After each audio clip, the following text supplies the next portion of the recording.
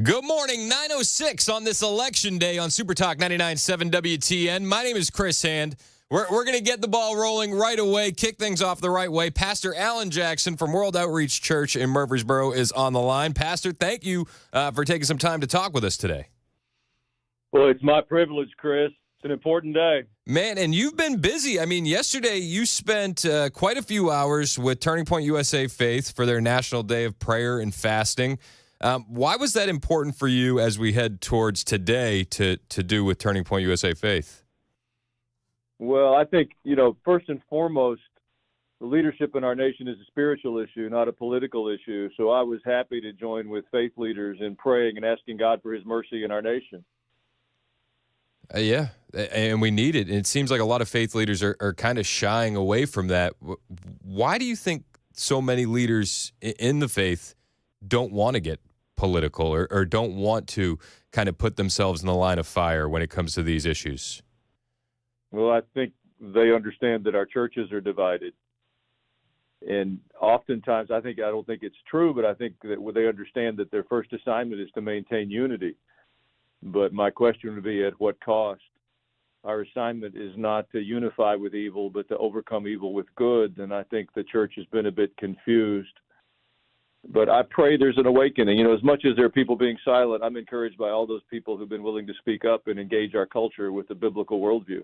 No, I'm encouraged by that too. I mean, yesterday on the live stream, you were joined by guys like Seth Gruber and Pastor John Machukwu and Pastor Rob McCoy. Is it encouraging to you when you see so many strong men stepping out and saying, no, enough is enough? Well, absolutely. It's necessary.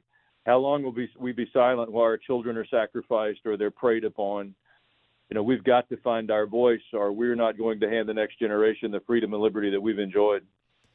Have you always been this outspoken? Now, and I understand there's like a fine line with how political you can get, but you do lean on the fact that a lot of these issues are biblical.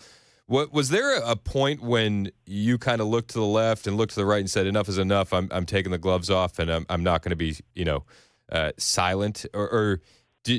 How did you get to where you are now speaking the way you speak? Well, I think there's a couple of layers to that.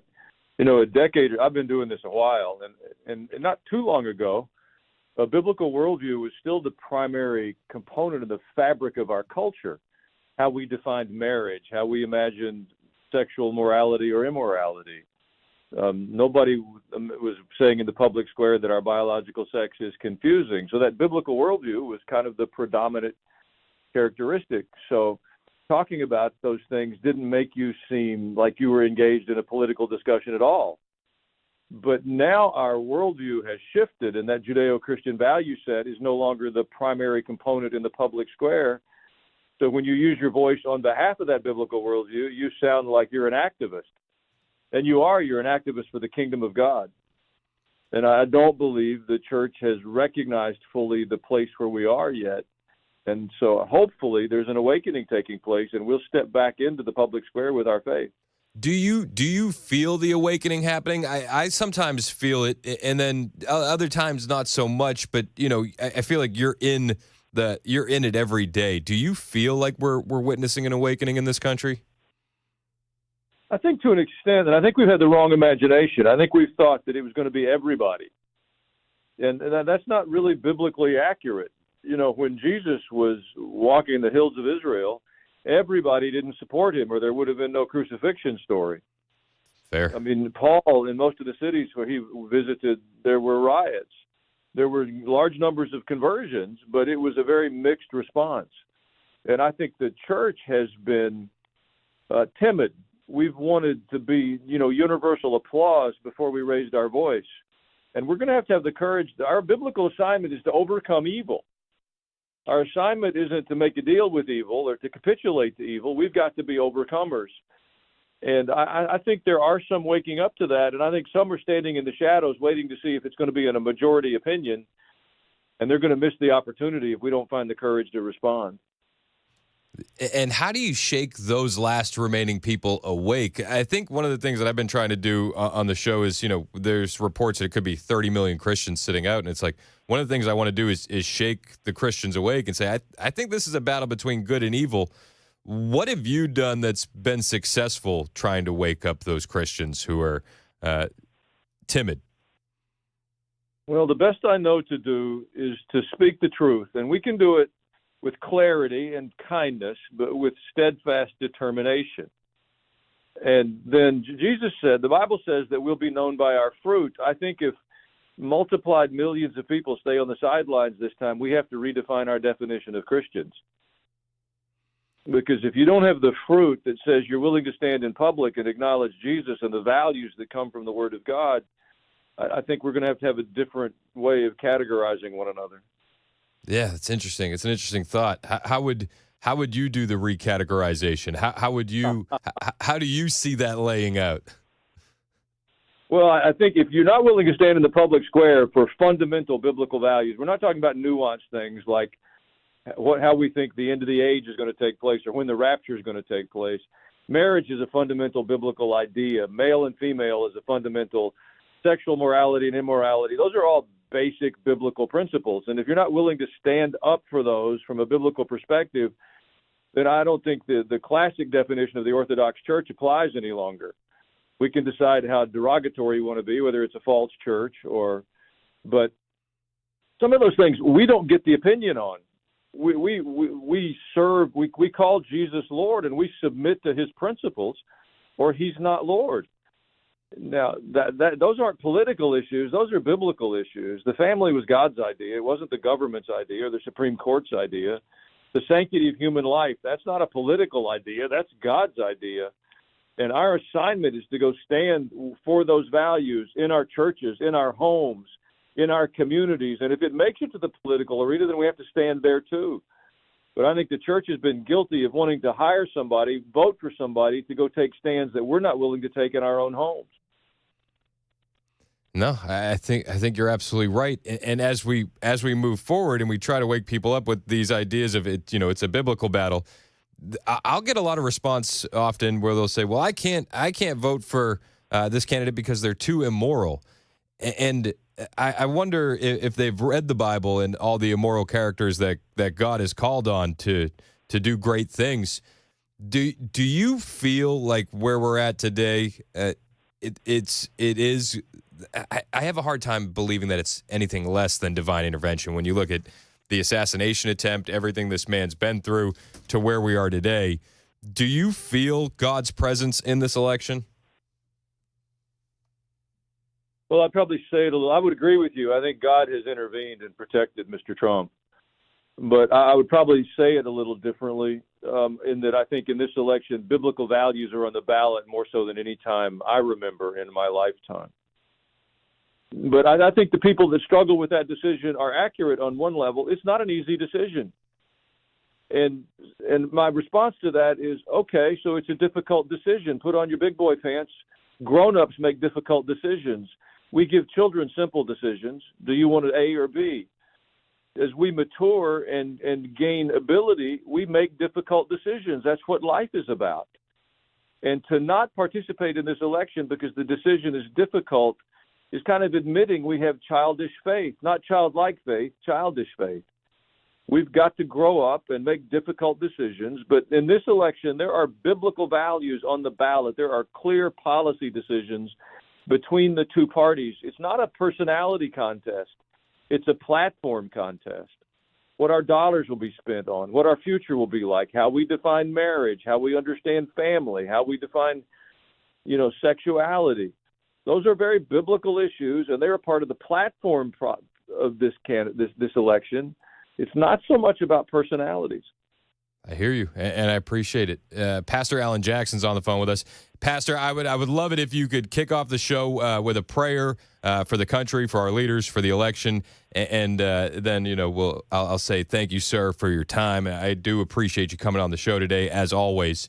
I think that having somebody like you leading in our community is invaluable, and I really do appreciate what you're doing.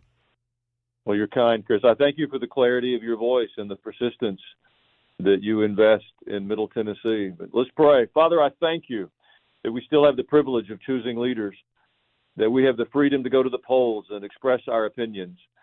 And I pray today that all across our nation, men and women will stand up. For those who are citizens and have a legal right, there will be nothing that impedes their privilege of voting. I pray that those who don't have that right, who aren't citizens, Father, will be impeded, that they will not be able to influence the outcome of this election. I pray that you'll give us leaders who fear your name, who will stand for righteousness and godliness in our cities and our towns, our states, and in Washington, D.C. Be merciful to us. You have given us great liberty and freedom. You have blessed our nation. And we pray today that you would bless America again. In Jesus' name, amen. Amen. Pastor Alan Jackson from World Outreach Church in Murfreesboro, thank you for your time today. I really do appreciate it, sir, and I will see you on Sunday. Thanks, Chris. Keep up the good work. Hey, appreciate it. God bless you, sir. Thank you. That's Pastor Alan Jackson at World Outreach Church in Murfreesboro. This is absolutely a biblical, spiritual battle that we're in today. It's the final battle. Today is election day. I know that you know what's going on if you've been paying attention to WTN, but there are people out there who may be listening today that have never listened to this station before. And make no mistake, this is biblical. Harrison Butker, he's the Chiefs kicker. He had received a lot of heat a couple months back because he had the audacity to praise his wife for being a stay-at-home mom. He's launched a PAC, and they're running these ads in California right now, and in Pennsylvania right now, to really try and mobilize that Catholic vote that's in Pennsylvania. And this ad's about 2 minutes long. It's for the Upright PAC, but it is so on point and kind of fits into what we were talking about with Pastor Alan Jackson. In America, faith has always brought us together. It's what inspires us, guides us, and comforts us in times of need. But under Kamala Harris and the radical Democrats, faith is under attack. Oh, you guys are at the wrong rally. Kamala Harris has repeatedly rebuked Christians, undermining the values that build our great nation. Revealing there's been at least 400 attacks on Catholic churches since 2020. And that's why we've called on the Biden administration to take action. Unfortunately, we've not seen a single federal prosecution. They say our beliefs don't belong in public life. They mock and dismiss those of us who find strength in faith. She does not believe in religious liberty for Catholics. According to these senators, every practicing Catholic should quit the bench because they're extremists. They spy on Catholics who dare attend Mass in their churches. This is one of the most outrageous targetings. You have mobilized your division, the most powerful law enforcement division in the world, against traditionalist Catholics. Here, it gets worse. Your Richmond field office, they thought there was nothing wrong with this. The FBI is going after Catholics. But it doesn't have to be this way. And God has now spared my life. It must have been God. We need a leader who will defend our values, not tear them down. We're going to bring back religion into our country. President Trump has stood up for religious freedom, protecting the right to pray, the right to worship, and the right to live our faith without fear. This November, vote to protect your faith. Vote to keep God in America. President Trump, standing with Christians, standing for America. Upright PAC is responsible for the content of this advertisement. Again, that was an ad from Harrison Butker, who is the kicker for the Kansas City Chiefs, who got himself into hot water for the audacity of saying that he was grateful for his wife being a stay-at-home mom and taking care of their kids. Harrison Butker has been unapologetic and unafraid. And as Christians today, we also need to be unapologetic and unafraid. Maybe you're like me. You have not been to your polling place yet. Get to the voting booth. Vote like your life depends on it. It does. It does. On the way, I got plenty of things I want to talk about, including this 270 to win election map. I was such a nerd last night. I was. You ever play on like the NBA trade machine or the NFL trade machine? This was me last night with the 270 to win map. And I was going through every possibility, scenario, and outcome known to man. And I've come to think, we don't even need Pennsylvania. This is a hot take incoming. I'll talk to you about it next. It's 9:21 on Super Talk 99.7 WTN. The guaranteed offer is the easiest way to sell your home. It's really simple. We bring you an all-cash offer. You close in as little as 21 days. No home inspections, no lockboxes, no open houses. Go to markspain.com to get a guaranteed offer and start packing. Did you know you're overpaying for your health and wellness products? With over 20 company-owned brands offering its members vitamins, supplements, wellness, and skincare products, you're able to save up to 70% off retail. Members Nutrition can't change your life, but we can change the way you live.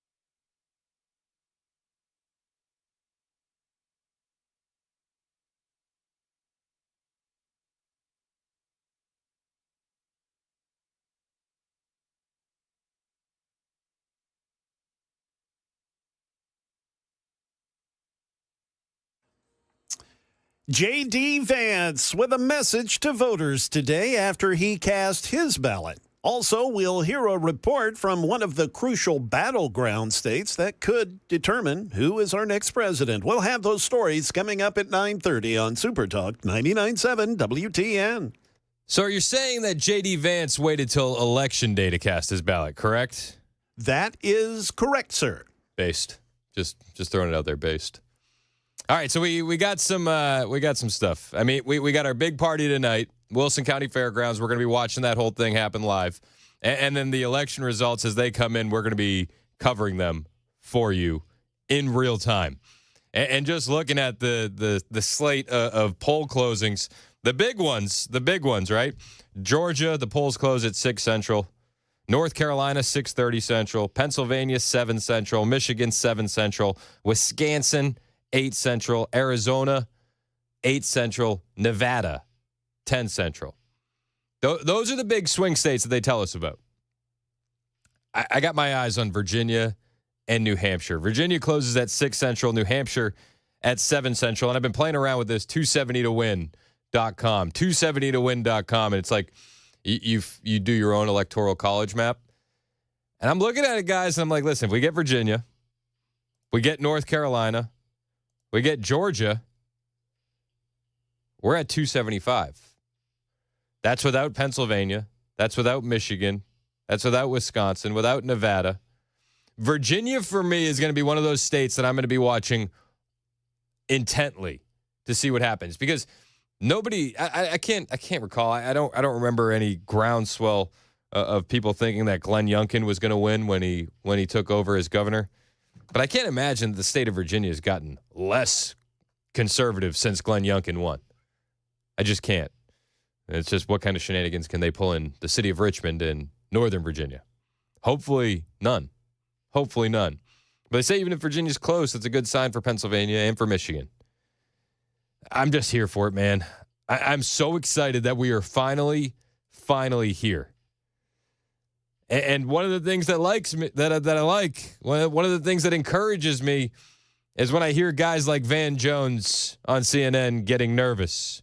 He's nervous and he's worried about Harris's chances in Pennsylvania. Philadelphia is where we've got to run up a big margin. But Philly overall has been trending down, not in terms of going toward the Republicans, just people not getting out to vote. And so you got people out there like Pastor Carl Day, who's got a bunch of young men with him, knocking on doors, trying to get people to come out. It's a bigger, tougher fight in Philly to get that vote count up than it has been in the past. That has me worried. The other thing that has me worried is that the Jewish vote in the suburban areas, Biden won the Jewish vote by 70%, 70-30 last time. Some polls show Kamala at 50-50. That is 70,000 votes we've bled away. That is the margin for victory. So you know, she's been running these ad strategies completely different in Pennsylvania, being pro-Israel, and then she's been running them in Michigan, being pro-Gaza. It does seem like the Jewish voters in Pennsylvania see right through it. You got groups like Zioness, Amanda Berman out there fighting to get the Jewish vote back on board.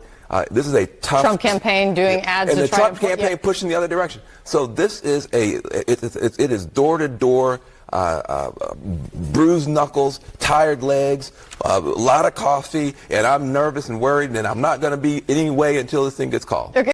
I'm nervous and worried, says Van Jones. Now, what you can't see because you're listening on the radio is Scott Jennings sitting next to him. Scott Jennings is the conservative on CNN, and he's got a big smirk on his face. Is there anything that is making you happy about Pennsylvania? No, there's nothing making me happy about Pennsylvania. You got David Urban out there causing us trouble in the rural parts of the state. Get David Urban on this show and keep him here all day, and then I'll feel better. Just don't let him leave. I don't want him out there.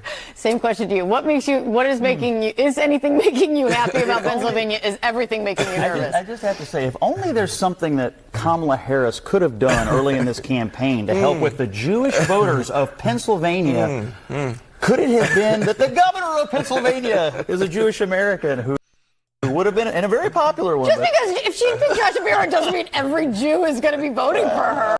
Oh, yeah, I love how CNN covers for that. But let's be honest. She didn't pick Josh Shapiro because he was too Jewish. And she didn't want to upset the radical elements of her leftist base. And this could be what bites her in the rear end this evening in Pennsylvania. Van Jones, nervous and worried. Scott Jennings, smirking and enjoying every second of it. I'm enjoying it right now, too. We'll find out what happens in Pennsylvania tonight with you live at the Wilson County Fairgrounds. Hopefully we get those results in this evening. We want you down there. Party with us. The election night watch party happens at the Wilson County Fairgrounds tonight. Brian Wilson's going to be out there starting at 3 o'clock doing his entire show live. Myself, Mandis, Murphy, we're going to be jumping in the fray around 5 o'clock. And then, Dan's going to have to go get some rest at some point.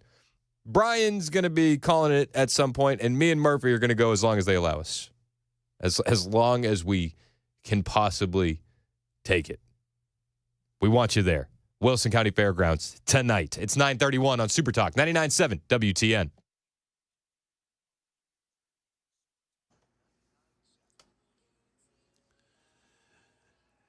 At 9:31, I'm Jay Harper with your top stories. We'll get you that weather forecast here in a couple of minutes. Yes, voters are indeed headed to the polls today, and the Harris and Trump campaigns, they ended their rallies yesterday in a handful of the battleground states that could determine the outcome of the presidential election. Donald Trump's running mate, Ohio Senator J.D. Vance, he cast his ballot today at his polling center in Cincinnati.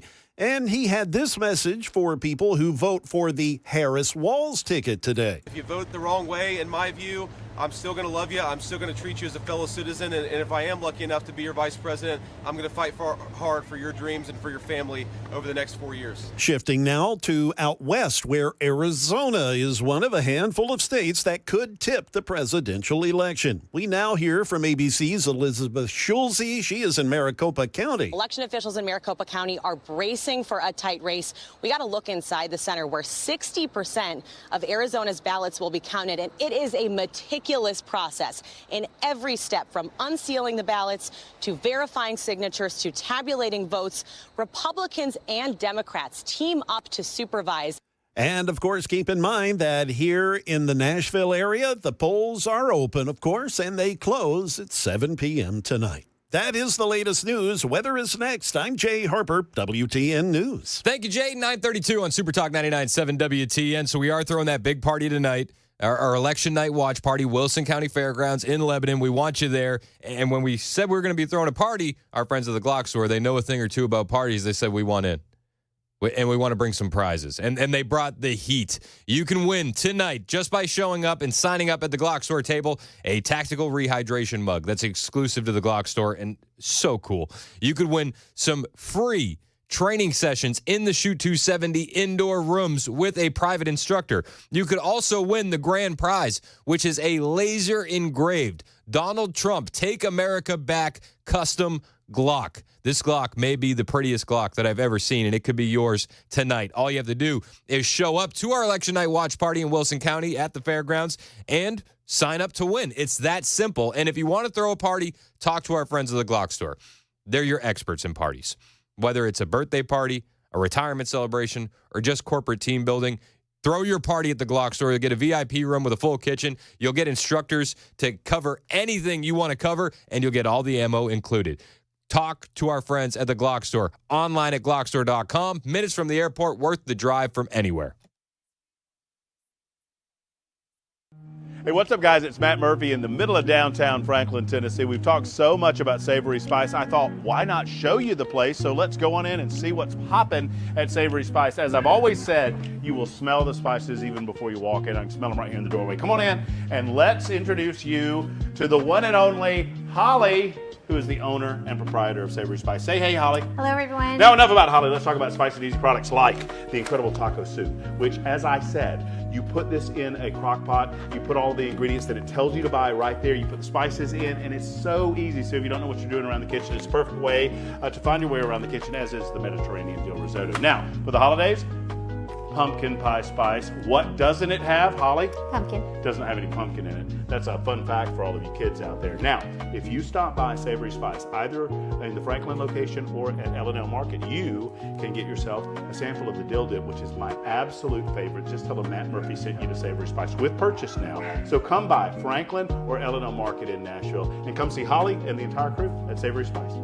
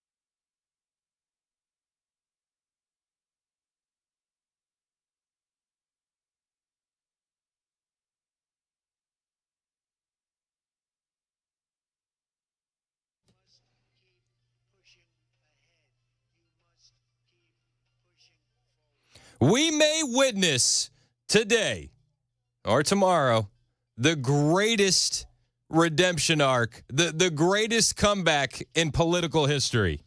What this guy has an opportunity to do today is nothing short of historic. They counted him out. They impeached him. They tried to put him in jail. Remember when the mugshot was a big deal? They tried to kill the man. And yet today, here we are, Tuesday, November 5th, and we could be seeing another Trump victory. It truly is unbelievable. And it's something that I'm grateful to be a part of here at Super Talk 99.7 WTN. I'm going to be grateful to be a part of it with you tonight at our election night watch party. It's going to be nothing short of amazing. I have full faith that Donald Trump is going to be walking away as the victor. Full faith. Eric in Nashville's getting ready to vote, or you just voted, Eric? What do you got going on, man? Hey, Chris. No, I just got off work. I'm going to go home first, and I'm going to go vote. I'm so very, very excited to vote. Chris, before you got here, Dan Mandis is my first radio friend, him and Pamela. I love it. But I'm like you. I'm a day of election voting. I just did the assignment for Trump to go vote, so be too big to rig. But voting me is like a rite of passage. As you know, you see me. I'm black. I know many black people will vote early, but to me, so many people got hosed, killed, or whatever for me not to vote on election day. Yeah. So that's why I'm so drinking from a water fountain in public, going to public bathroom, and voting. Hey, I got to do all those things, and I'm so excited, and I think, hopefully, I'm praying that it goes Trump's way. Hey, man, I hope so. And, thanks for calling in, Eric. We love you, man. We appreciate you listening, Chris. as always. Yeah, what's up? Chris. Yeah. Dan, kind of tell me something. I haven't heard y'all talk too much about the local thing on the ballot, about the traffic bus lane thing. Are we, conservative-wise, are we thinking good or bad or what?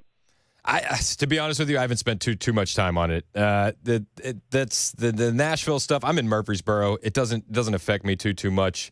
I haven't spent enough time on it. I'll be perfectly honest with you. Okay, cool. Hey. I appreciate it. Hopefully I'll see you tonight. All right, man. Yeah, looking forward to seeing you, Eric. Thanks for the call. As always, Eric getting ready to vote. There's reports of massive lines all over Pennsylvania. Charlie Kirk put on Twitter a picture, and he said, majority men.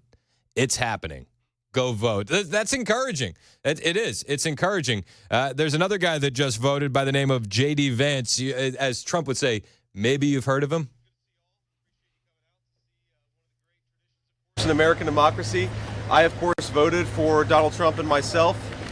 So did my wife. And we also, for all the locals out there, we voted for Bernie Moreno for the United States Senate. And if you want the policies of Donald J. Trump in the United States Senate, then Bernie Moreno is the only candidate in this race who I think is the candidate of peace and prosperity for the United States Senate. So I hope people will get President Trump over the finish line. I hope people here in Ohio will get Bernie Moreno over the finish line. Look, I feel good. You never know until you know, but I feel good about this race. I felt good about my own race a couple of years ago when I voted in this exact same spot.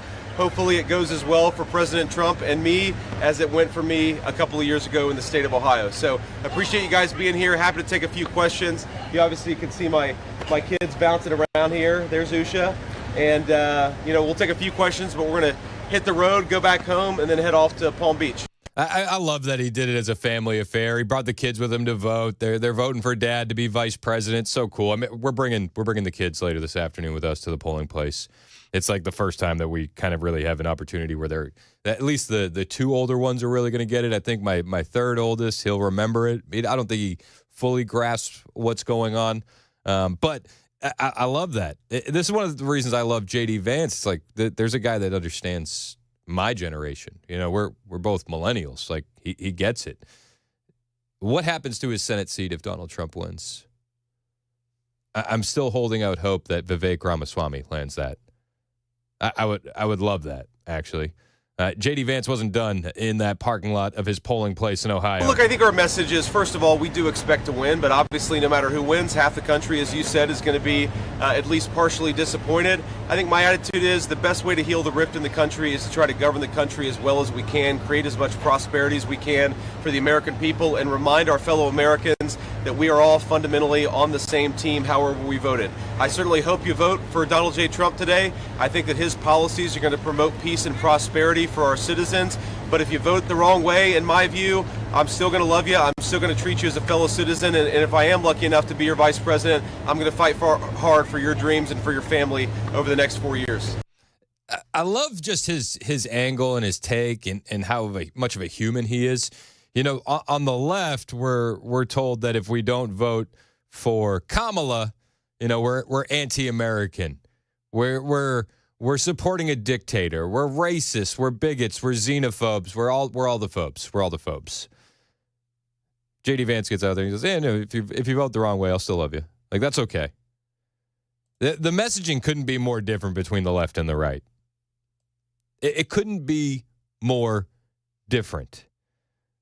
But J.D. Vance, outside his polling place, making his last, essential pitch to the American people. Today is the day. If you don't want an open border, vote for Donald Trump. If you want to get back to low inflation and affordable groceries, vote for Donald Trump. If you want to return the world to peace and stability, vote for Donald Trump. That's my pitch to voters. I really do believe that we can have a golden age of prosperity in the United States of America, but voters are going to ultimately make that choice. Voters will ultimately make that choice. There's a lot of people out there that are going to be voting today. I am one of them. I couldn't bring myself to do the mail-in ballot. I'm excited to vote today, as I'm sure some of you are as well. Thomas in Lebanon is waiting on the line, wants to talk about the election. What's up, Thomas? Yeah, I just wanted to share something with everybody. So in 2012, when I turned 18 years old, I voted, as most 18-year-olds did at that time, for Obama. Mm-hmm. And I regret it. Looking back, I grew up. I've always leaned center-left, never voted for Trump. But last month, during early voting, I casted my ballot for Donald J. Trump. And I did that because, I'm 30 years old now, and I worked really, really hard to try and be able to buy a house. And when COVID hit, I had everything squared away. And then Joe Biden got in, and I had my credit where it needed to be, had my down payment saved up, and house prices and interest rates took off, and it became a dream at that point, just a dream, because it was no longer reality. So there are a lot of people out there like me who have switched up and are voting for Donald Trump now. Hey, I appreciate you calling and sharing that. I definitely don't think that your story is unique. I mean, I feel like a lot of Americans feel the exact same way that you do. And also, voting for Obama back in the day, man, the propaganda machine was in full swing and people didn't even understand the depths that the propaganda machine was working. But I'm welcoming you to the team, man. Don't worry about your past voting history. Let's get the country right back on track. Brian is on the road. Brian, you're next on Super Talk. What's up, man? Hey, brother. I'm glad you've been doing it so consistently since you got this job. Appreciate you continuing to do what you're doing. Thanks, man. I appreciate that. Just listening to you this morning, talking to Pastor Allen, and I think I've told you before.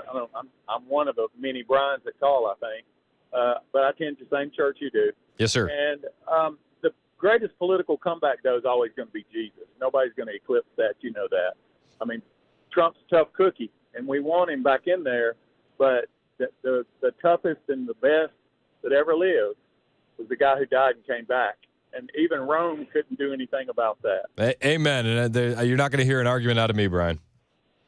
Now, one more thing I want to ask. When you talk about, which way this goes, let's say Trump wins or he doesn't win. So the scripture says all authority is appointed by God, right? You agree with me on that, right? Yep. Okay.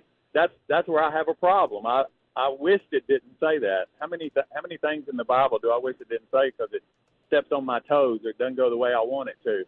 But it's the truth, regardless of what we think. And that's the sad part of this is a Christian has to fight with all the time. I've asked a lot of scholars, and I'll ask you, what do you think about that when Biden got in? And I think he cheated. I think he stole the election, 100%. Never called him president. Never respected him as the authority leader over this country. So I'd like to hear your thoughts on that, and I'll hang up. Thanks. Yeah, Have I mean, a great day. It's going to be a good day. I believe it's going to be a good day. Hey, I appreciate the call, Brian. Yeah, I mean, I struggled with praying for Joe. You know, I want what's best for the country. I don't care who does what's best for the country. The verse in scripture that sticks out in my mind today is a wise man's heart inclines to the right, but a fool's heart to the left. That's been on my mind a bunch today. There is a wise man who sat down for a podcast with Joe Rogan yesterday by the name of Elon Musk.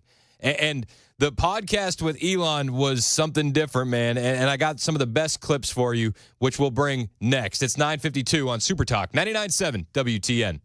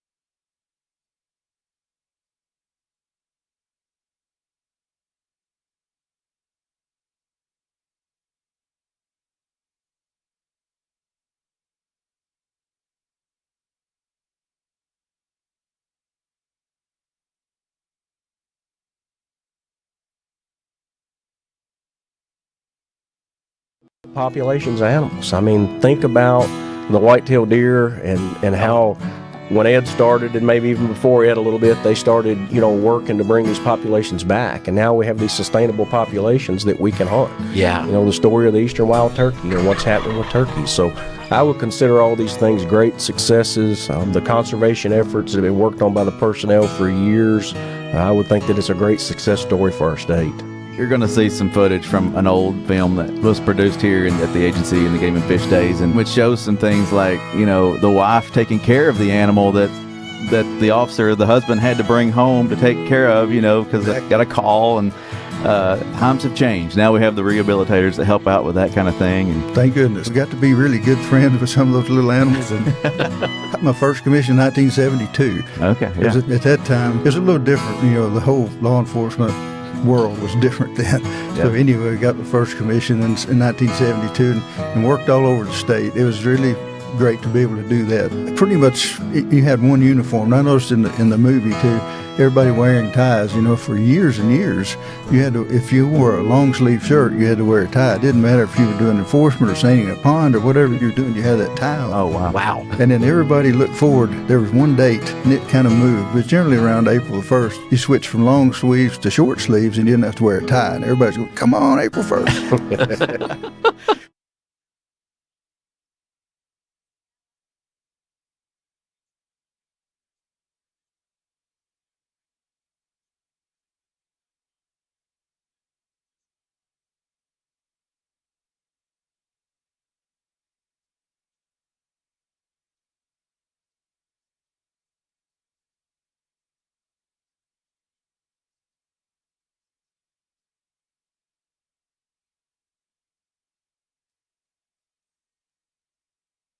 In many states today, lines at the polls aren't really that long. We'll tell you why. And a settlement agreement in Tennessee with a major grocer for their role in the opioid crisis. We'll have those stories coming up for you at 10 a.m. on Super Talk 99.7 WTN. That's Jay Harper back in the newsroom. It's 9:58 on Super Talk 99.7 WTN. My name is Chris Hand. Joe Rogan has just been having a string of just excellent podcasts. Trump, J.D. Vance, and yesterday releasing an episode with Elon Musk. And I think this episode is what tipped the scales on Joe Rogan endorsing Donald Trump. Although I think we all could have imagined that that's the way he was leaning anyway. But the conversation was really fantastic. And one of the things that came up was the purchase of Twitter and what that meant in the fight for freedom of information. And we've talked about it numerous times. If we didn't have Twitter right now, it'd be a lot harder to debunk the lies of the mainstream media in real time, but we have it. So we've been able to do it. The bloodbath hoax didn't fly. The Liz Cheney hoax didn't fly. We can go down the list. And it's because of this free speech platform. And Joe said, this is historically a massive moment, Elon purchasing Twitter. But if it wasn't for you buying that and changing Twitter, I don't think we would be where we're at right now. I think it was a pivotal moment. I think historically, when people look back on it, it's going to be a pivotal moment in this very bizarre fight for the freedom of information. Yeah. Well, I mean, at the time I said, I think this is existential to the United States. It's existential to democracy. Because if you don't have freedom of speech, you don't have democracy. Okay, because if you don't have freedom of speech, people cannot make an informed vote. If they're just being fed propaganda, and there's no freedom of speech, democracy is an illusion. So freedom of speech is the bedrock of democracy. That's why freedom of speech is the First Amendment. Once you lose freedom of speech, you lose democracy. Game over. That's why I bought Twitter. I just love how cold he is. If you lose freedom of speech, you lose a bedrock of democracy. Game over. That's why I bought Twitter. There's a lot more gems from this conversation between Elon and Joe Rogan. I'll bring them to you next. It's 10:01 on Super Talk 99.7 WTN.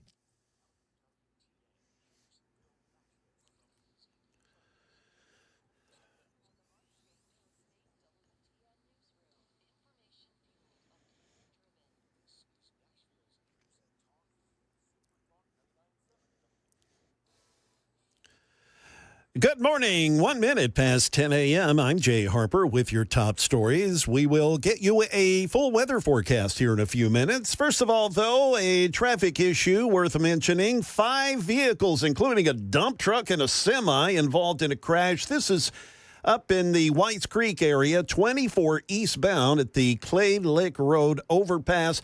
That has really got traffic fouled up there, so make note of that.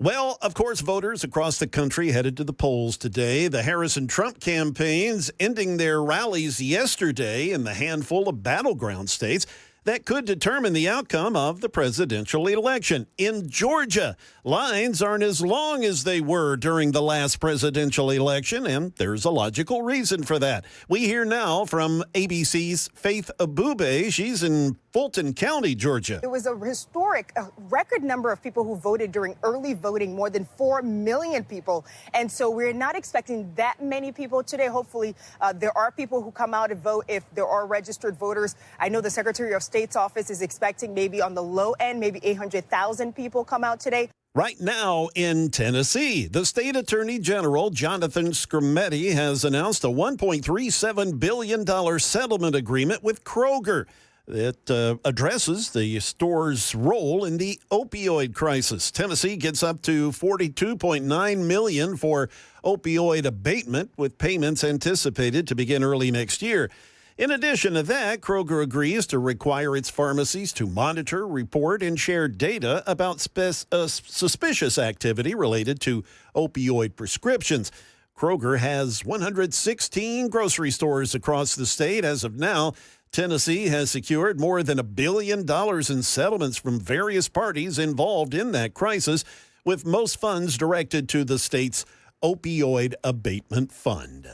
That is the latest news. We've got weather next. I'm Jay Harper, WTN News. The guaranteed offer is the easiest way to sell your home. It's really simple. We bring you an all-cash offer. You close in as little as 21 days. No home inspections, no lockboxes, no open houses. Go to markspain.com to get a guaranteed offer and start packing.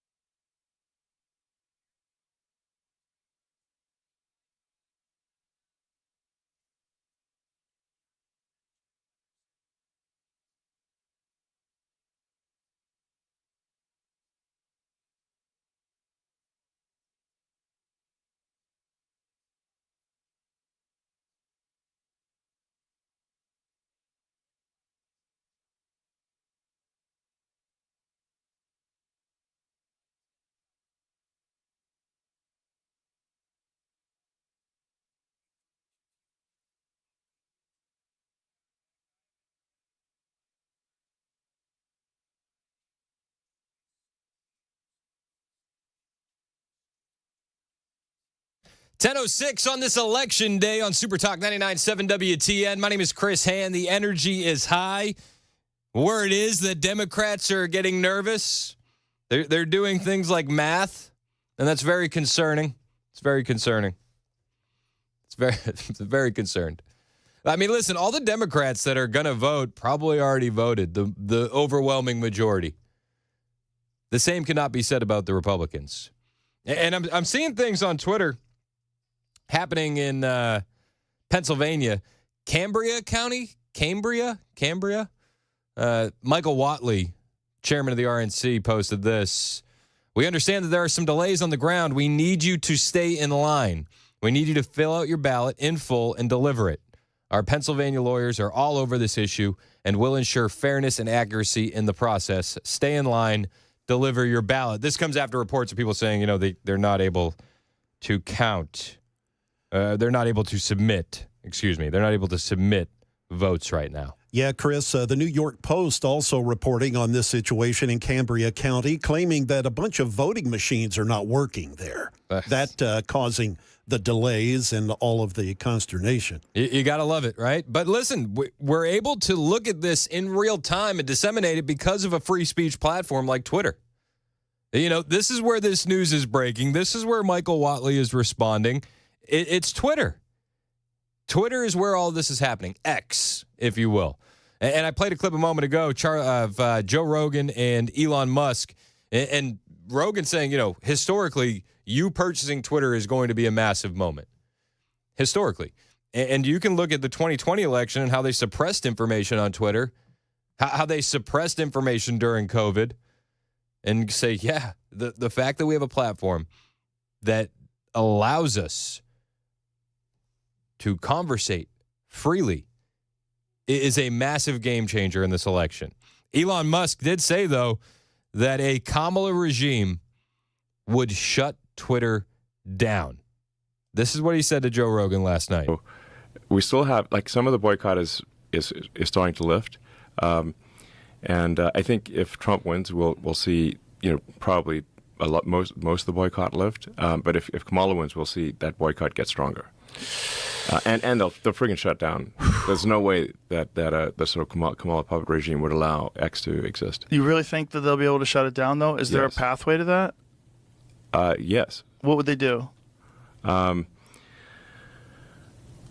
I mean, they can stick the DOJ on and say they've had this whole thing about hate speech, misinformation, whatever. Except that they're the ones pushing the misinformation. But that doesn't stop them from filing massive, lawsuits and using the DOJ. I mean, the DOJ has, been attacking SpaceX, for example, for not hiring asylum seekers, even though it is legal for SpaceX to hire anyone who is not a permanent resident of the U.S. So we're damned if we do and damned if we don't. It's just an example of what DOJ can do. Kamala Harris would shut down Twitter if she had the opportunity. And he points at the fact that they've already been going after him in other ways. It's not surprising that they wouldn't want him around. They don't want you thinking. They want to tell you what to think. And to Elon Musk's point, they'll do anything.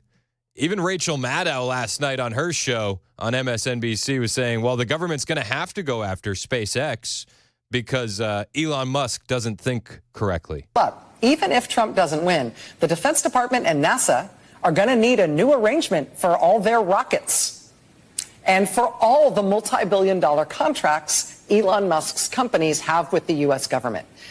The U.S. government is going to have to either, unwind from all of those contracts, or Elon Musk's companies are going to have to unwind from him. This is an untenable reality in national security terms. Now that we know what we know about Elon Musk. Oh, he's so scary. Elon Musk. Now that we know what we know about him, we can't let him anywhere near the federal government with his rockets. But this is the lengths that they'll go after Elon, because he started paying attention and thinking. They had nothing negative to say about Elon 3 years ago. And he said it last night during this podcast. It was, up until 3 years ago, I was on the left. I was on the left until like 3 years ago. Like, I mean, you know, it's not the left anymore. It's not the left anymore. Yeah. It's just like I think we obviously want. I mean, I believe like we want freedom. Like we want to maximize personal liberty. I think we want to be kind to people. You know, we want to have empathy, but it's very important to have personal freedom and a merit-based society. That absolute madman. The government's going to have to unravel from these contracts on SpaceX, right? That's what Rachel Maddow wants to do. He can't be this unhinged and this much of a lunatic and get away with it, the rabid leftists exclaim. And the left wants to oppress your freedoms, especially freedom of speech, and they want to have a non-merit-based society, you know, with race-based and sex-based preferences. And it's like, well, wait a second. No, we just want people to succeed based on their skills and their hard work. Yeah, I mean, that is a radical position to take in 2024. But I think it's going to be where we're heading back to once Donald J. Trump is declared the winner of this election. It has to be where we go back to. Enough of the DEI stuff. Enough of the, oh, you checked all these boxes, so I'm going to give you a job. Enough of that. Enough. And then, you know, with all of that happening, we also have a wide open southern border, and we have disastrous wars popping up all over the country. Another thing that we didn't have when Donald J. Trump was president. And yet they still try to silence us. And Elon Musk, he said that his ultimate red pill moment was when they deplatformed Trump on Twitter. And I think that a lot of people went, what? When that happened. And obviously when they deplatformed a sitting president, you know, don't deplatform Trump, that was just insane. You know, and the things he was posting, like he was posting things that like he was posting good things. He was saying like, hey, do not riot, don't do any destruction of property. You know, please stay calm. Like that's the kind of stuff he was posting. Yeah. And you're like, what's wrong with that? That's and then some people said like, oh, that's like some sort of dog whistle. He means the opposite. I'm like, okay, so we'll give you Trump's account. Now you post what you think you should post, because he can post nothing. He can ask people to calm down. Like what? It was insane. Like it didn't make any sense. No, it didn't. And this is something that so much has happened to Donald J. Trump that him being deplatformed on social media is like a far off memory. Like we don't even really think about it anymore. But that was insane. It was insane. Hey, be peaceful and patriotic. Go home. Like you can't say that. That's a dog whistle. You're telling your supporters to be violent. What? They absolutely don't want us having free speech, especially not on the internet. No. And you can understand why. Because when people are exposed to information and facts, they tend to change their mind. Well, it's completely illogical when you say it's dog whistling to tell his followers to not be violent. That's crazy. Crazy. That's crazy. Crazy. Don't you think they'll listen to him? Yeah. Isn't that the whole point? They listened to him and created violence in the first place? That's what you think. That's what you're accusing him of. Right. And then there's the fact that we know that there was agents in the crowd that were agent provocateurs that were encouraging people to do illegal. They were. We know that. We know that. The January 6th stuff. I have you heard any leftists go off about January 6th lately? I haven't heard it too much. They're more focused on other hoaxes, right? They're more focused right now on Liz Cheney. Oh, Trump wants to execute Liz Cheney. Trump wants to be a dictator on day one. Trump is going to cause a bloodbath, right? It's all these ridiculous hoaxes. They talked about that as well. The hoaxes that the left pushes, and just how ridiculous it really is. Because at the same time, you have Obama out there on the campaign trail talking about the very fine people hoax, which has been debunked by a leftist rag like Snopes. But you know, we can't have those conversations. That's a little bit too much to think. They're doing all the things that they accuse Trump of doing. Yeah. Openly. Yeah. I mean, the sheer number of hoaxes that the Democratic Party is pushing over and over again. And it's like, look, I understand like politicians are going to, exaggerate. They're going to misspeak, and they'll tell occasional, untruths, whatever.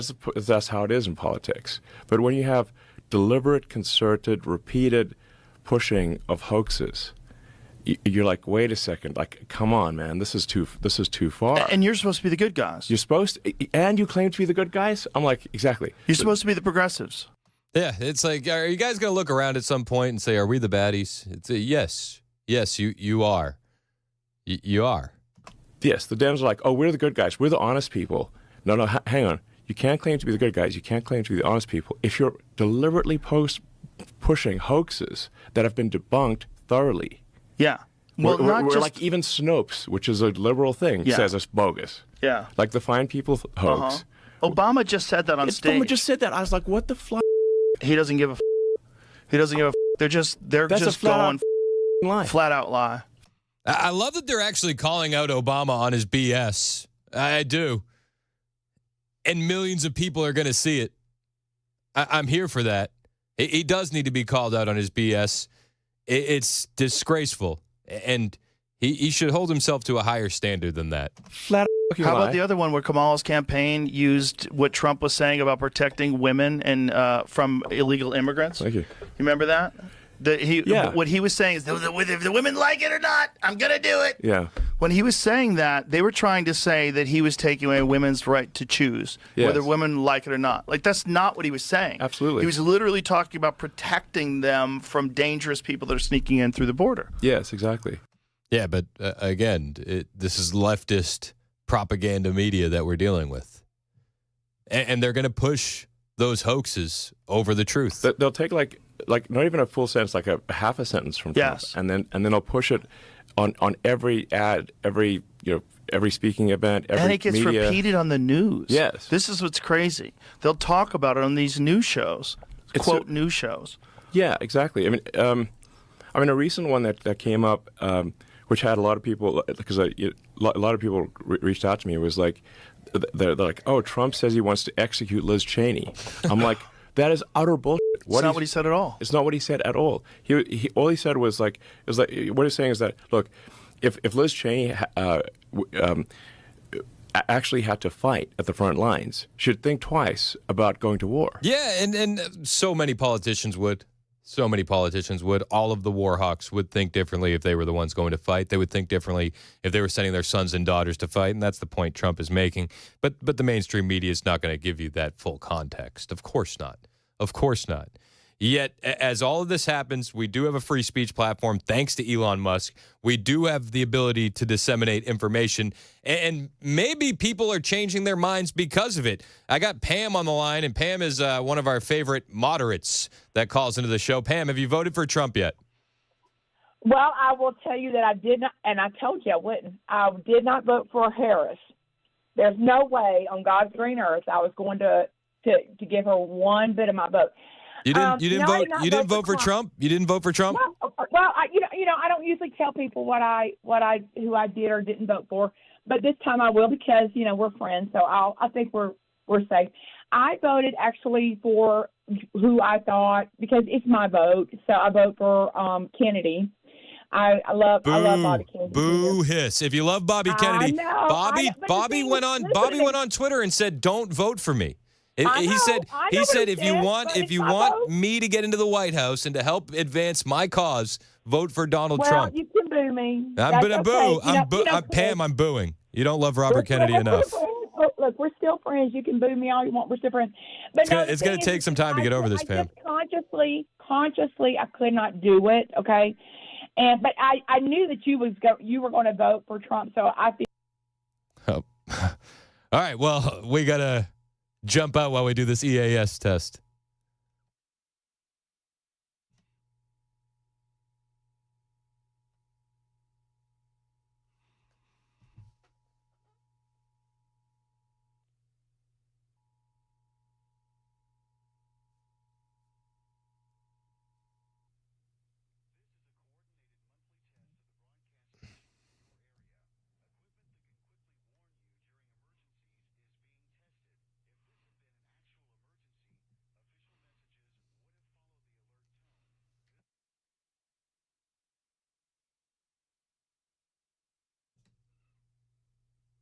Nothing, nothing like a perfectly. Oh,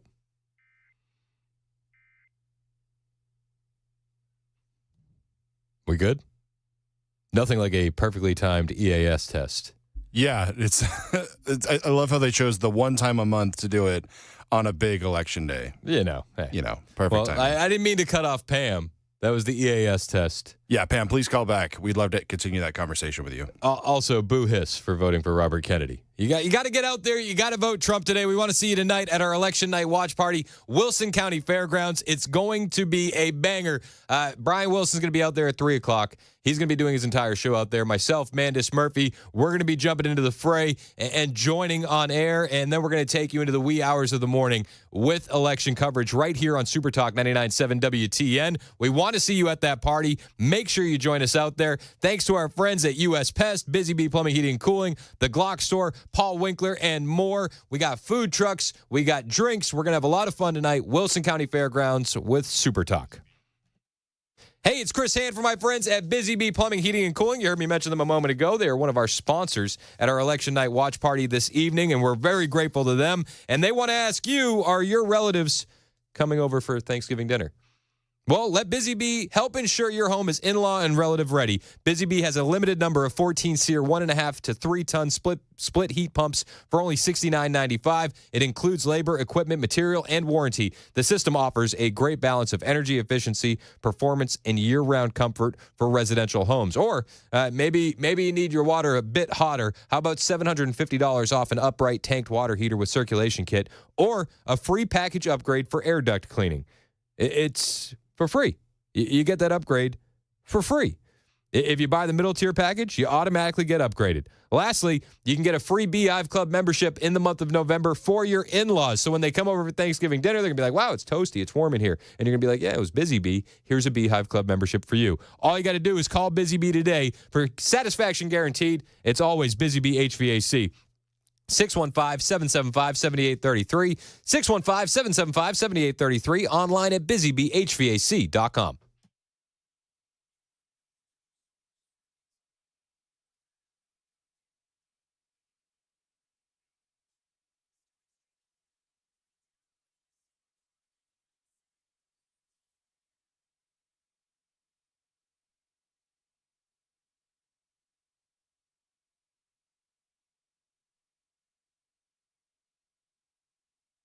Did you know you're overpaying for your health and wellness products? With over 20 company-owned brands offering its members vitamins, supplements, wellness, and skincare products, you're able to save up to 70% off retail. Members Nutrition can't change your life, but we can change the way you live.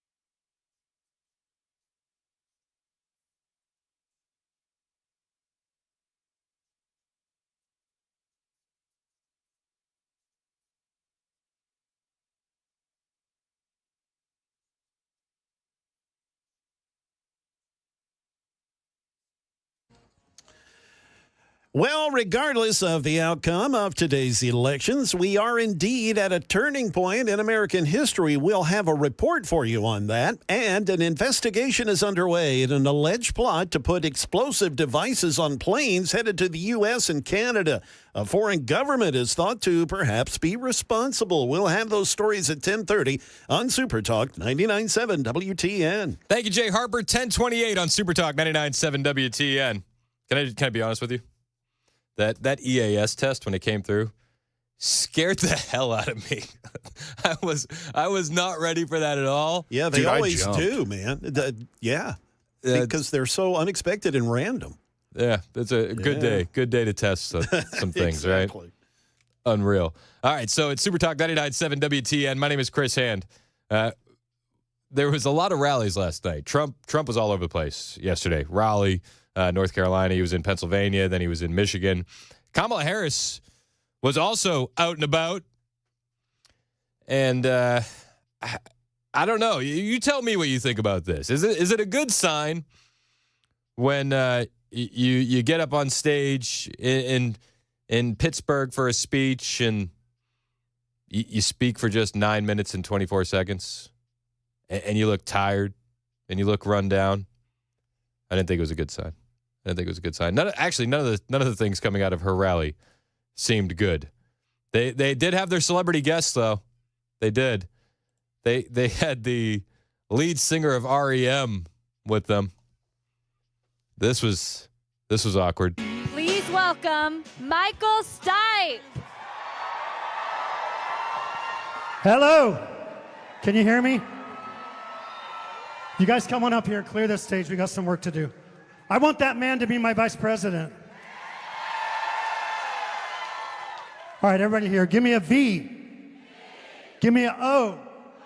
Give me a T. Give me an E.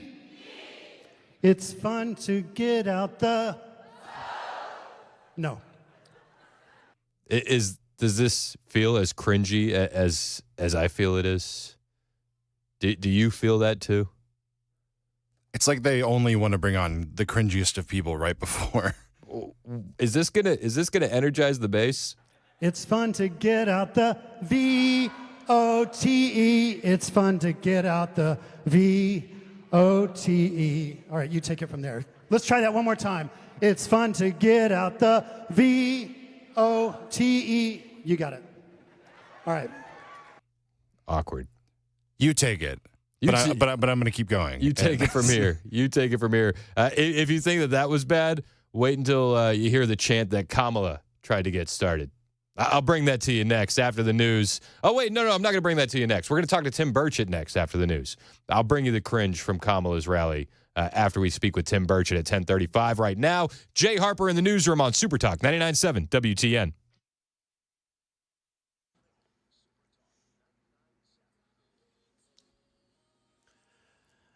Good morning. It is 10:30, and I'm Jay Harper with your top stories. We will get you that weather forecast here in just a bit. But again, to repeat from earlier, we've got 5 vehicles involved in a crash, a dump truck and a semi among those vehicles that has the traffic really fouled up. I-24 eastbound at the Clay Lick Road overpass. That's up in the Joelton and Whites Creek area, so a big problem there. Well, no matter who wins the election, today is likely to mark a turning point in the nation's history. ABC's Stephen Portnoy reports. America is making its choice, not just for the 47th president, but for the 119th Congress. Every seat in the House is on the ballot, as well as 34 seats in the Senate. Voters in 10 states, including the key battlegrounds of Arizona and Nevada, will decide whether abortion rights should be enshrined into law. Most political observers believe the outcomes may not be known tonight, but voters have surprised the pundits before. An international investigation is currently underway as they are trying to track down the culprits in an alleged plot to put explosive devices on board planes bound for the U.S. and Canada. British officials say devices ignited at DHL cargo hubs over the summer in Germany and England, and officials are pointing fingers at Russia. The Kremlin, they're denying any involvement. Steve Ganyard, he's a retired Marine pilot and an ABC News analyst. There's a real question here whether this was an intentional act by the Russian intelligence to bring down an airplane or to test ability to get an incendiary device onto airplanes, or did they just want to scare the Western public? And this, of course, a developing story. That is the latest news. We've got weather on the way. I'm Jay Harper, WTN News. Thank you, Jay. 1033 on Super Talk 99.7 WTN. Let me tell you about my friends at Kingdom Fence Company. The owner, Dave, is a great guy, and they want their fence to tell the story of your land. If you need a fence, you got to call a good company. Kingdom Fence Company is that company, no matter what kind you need. Chain link, privacy, vinyl, aluminum, dog, pool. They got it all. Residential, commercial, farm, agriculture. They'll do new. They'll do repair. They'll even take care of your insurance claims. Just call Kingdom Fence Company today. 615-390-5891. 615-390-5891. Or you can see their work online, kingdomfencecompanyllc.com.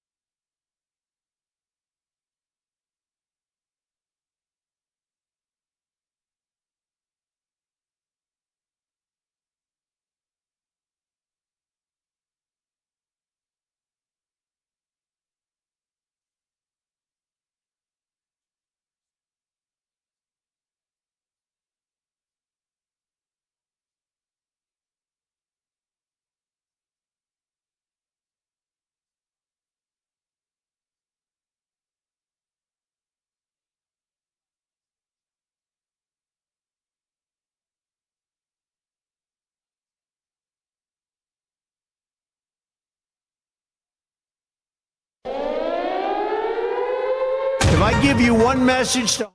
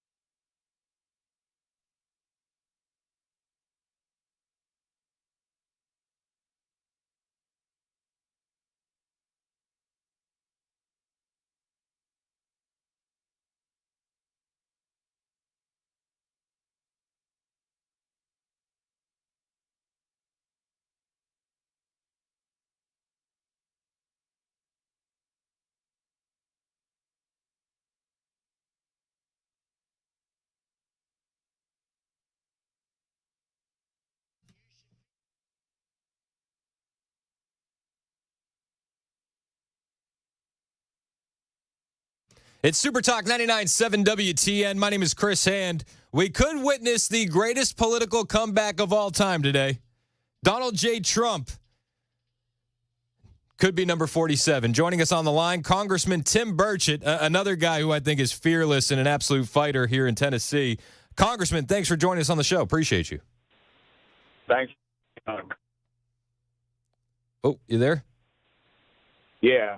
Can you hear me? Yes, sir. Yes, sir. How's everything going today? What are your thoughts as we head into the election? Numbers are up, and I would just encourage everybody to please stay in line, no matter what. Stay in line and vote. Are you hearing what we're seeing out of it was Cambria County in Pennsylvania? Michael Whatley commented on it. Stay in line. Apparently, they're not able to get the votes into the system. Is what's happening, Congressman? I think Tim Burchett is having some connection issues. Antic machinery and more of the same old excuses that we've had, and it's just not. I would hope it ended up being like the Battle of Athens. At some point, people just said enough is enough. Well, I like the Battle of Athens reference.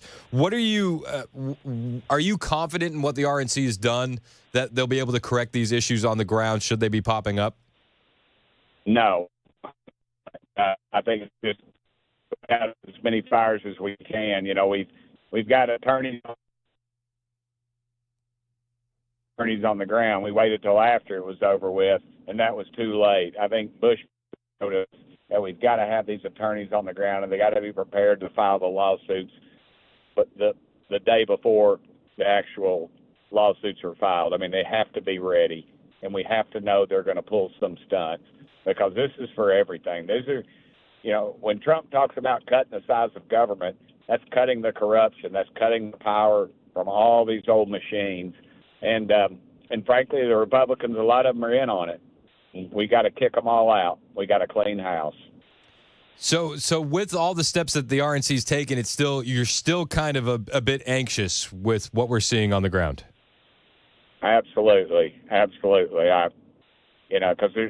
the unknown is always the unknown. A new tactic they're using, and they did voter harvesting. I went to our leadership and I said, hey, we've got to get ahead of this voter harvesting. And they patted me on the head and said, oh, we're working on it. And they weren't working on it.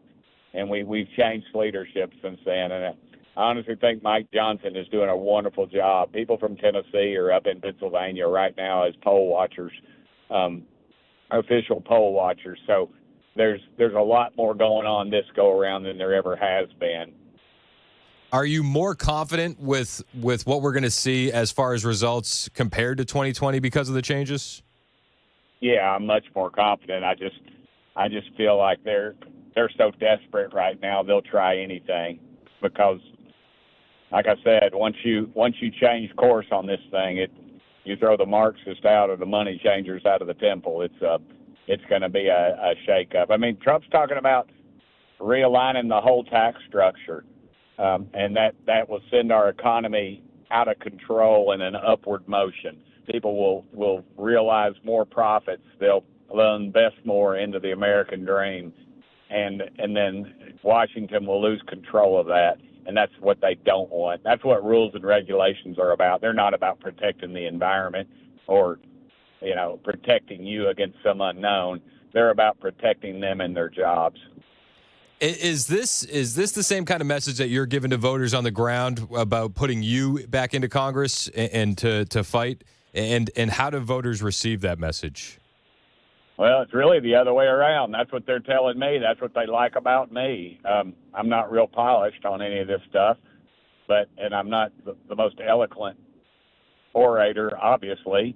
It took me 6 years to get out of UT Knoxville, and I didn't drink or smoke pot. It still took me 6 years. So I'm probably not at the top of the food chain, but I think people respond to that, and they're sick of it, and they realize we're getting took to the cleaners. And like I said, both parties, some people in both parties are doing it. You expect the Democrats to do it, but when the Republicans, these rhinos we've been electing so much, keep doing it, and now you put Trump back in the mix, they will be forced to be conservative, and that'll be a great thing. No, I'm looking forward to it. What do you think happens? Well, when do you think we're going to get the results, and then what do you think happens after the fact? Well, I still am optimistic about seeing them within the next day or so, because I think the numbers are going to be so high. We're going to put so many points on the board that they can't steal it. When you got to ask yourself, when Florida, the third largest state by population in the country, 2 different time zones, can get their results tonight, why can't any of these other states do it? And I think places like Pennsylvania, they are going to be throwing some people out because this is unacceptable. Even the left doesn't like it when these embarrassing mistakes happen, and these are completely avoidable. You don't send the wrong machines to a huge precinct. You don't have machines that don't work, that aren't checked out. You don't run out of paper ballots in heavily polled areas. You just don't do that. And yet they're continuously doing that, and that's where the mischief occurs and the distrust. And frankly, that's why I wouldn't trust them either. No, it's hard to trust. Right now it's like it feels like the entire country is dealing with a little bit of PTSD over these last 3.5 years. Are you hearing anything out of the Democrat Party? Are you hearing whispers of them being nervous because of the math, because of the early voting? Absolutely, they are completely nervous. You notice that AOC and Schumer and the whole that whole leftist mob they've got have been kind of quiet. I saw where AOC was out in Pennsylvania yesterday, and he was playing some video game with Waltz, which was supposed to be recruiting males, when every red-blooded American male would be watching pro football at that time, not watching a couple of knuckleheads play some video game. I think, and also you're seeing when these music stars and these misfits, they're just hard, they're not good people. They're completely disassociated with society. Well, they're out endorsing. They're bringing them in, and I don't know if you're old enough to remember. I'm 60 years old. But I can remember MTV having a thing called Rock the Vote. Do you remember that? Yep, I remember Rock the Vote. Well, and they had Madonna and Bruce Springsteen and all the usual suspects out there saying, "Oh, get out and vote, vote, vote," And as it turned out, not a dadgum one of them voted. As it turned out, none of them voted. Well, and these guys can't, they can't find their way off the stage unless they balance themselves with a bong. They're not going to be, and I can't imagine anybody following them. Now, you've got some others that are classy that I don't agree with, but that might have a little bit of influence with some younger people. But we're not seeing the younger folks turn out like the left was hoping. In Tennessee, you're seeing the 55 and above crowd is surging, and that's generally conservative people that have been fed the lies. And you're also seeing Hispanic folks and black folks as well. Yeah. Well, and with the youth vote and these celebrity endorsements, I know you're chronically online like much of us are. A lot of the youth that see these celebrities endorse Kamala, they go, "Oh, they must have a Diddy tape on them." Yep. Well, that's exactly right. Vanity Fair used some expletives and said I was, the worst member, or cussed me. They used an ugly word about me, and I tweeted. I said, "I'm not worried about Vanity Fair tweeting about me and coming out against me. I'd be more worried if Hot Rod Magazine or Field and Stream came out against me. Then I'd be worried." I mean, honestly, the Vanity Fair, that's almost a framer, Yeah. Well, I mean, you pay $20 for a magazine.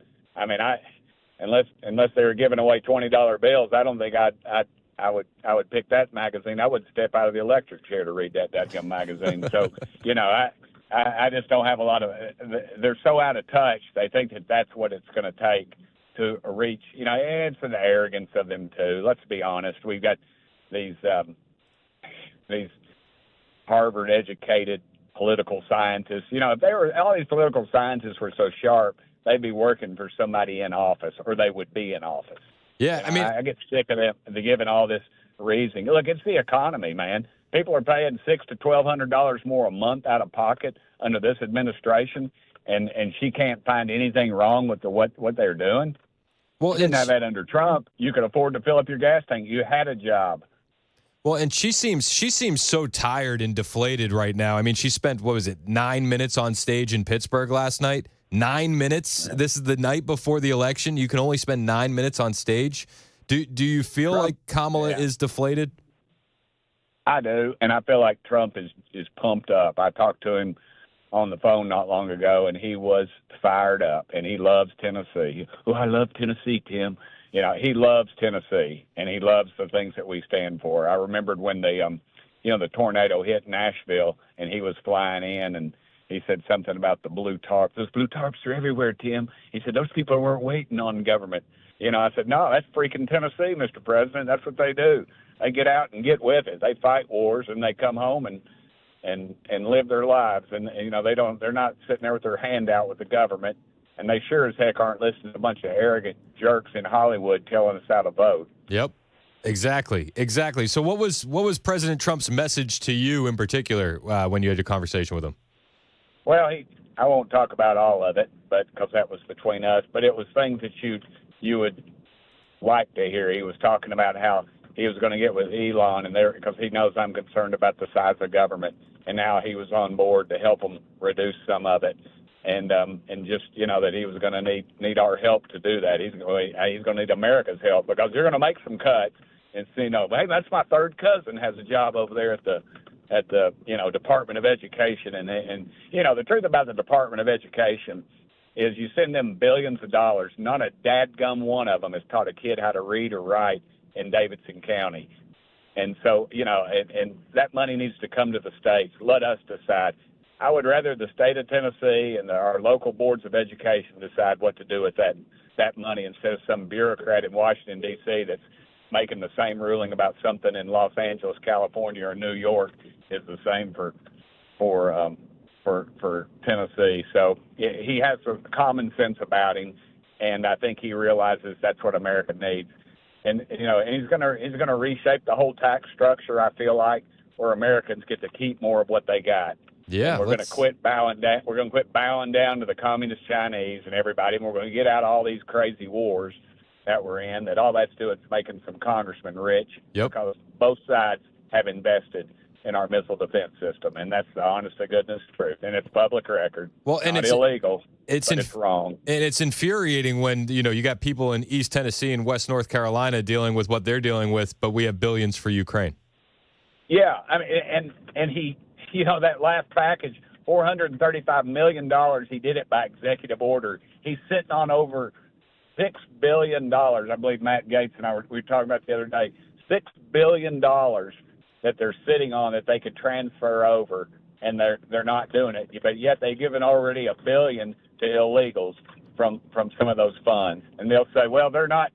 You know, it comes from a different source. No, it all comes from yours and my back pocket. Yep. And our sweat. And it's really coming from our great grandchildren, because that's who we're borrowing that money from right now to throw at these other people overseas that most people couldn't find on a dadgum map. So yeah, we got some work to do, but we got to put somebody with some common sense in there that isn't beholden to this crooked cabal that runs Washington, D.C. And I wish people would quit calling it a swamp. I'm going to tell you this one more time. A swamp is a cool little ecosystem that God created, that water flows in, it creates life. There's life there, and it flourishes. Washington, D.C. is nothing more than a sewer. It's created by man. Everything flows in, nothing flows out. All you have is decomposition in the absence of air. And that's why it stinks so bad. Hey, I don't know how we can top that. Congressman Tim Burchett on the line. Good luck today, sir. And we'll talk to you hopefully when Donald J. Trump is number 47. Stay in line and vote. Vote like your country depends on it, because dadgummit it does. Yes, sir. Yes, sir. Tim Burchett on the line. Thank you, sir. I appreciate the time. It's 10:53 on Super Talk 99.7 WTN.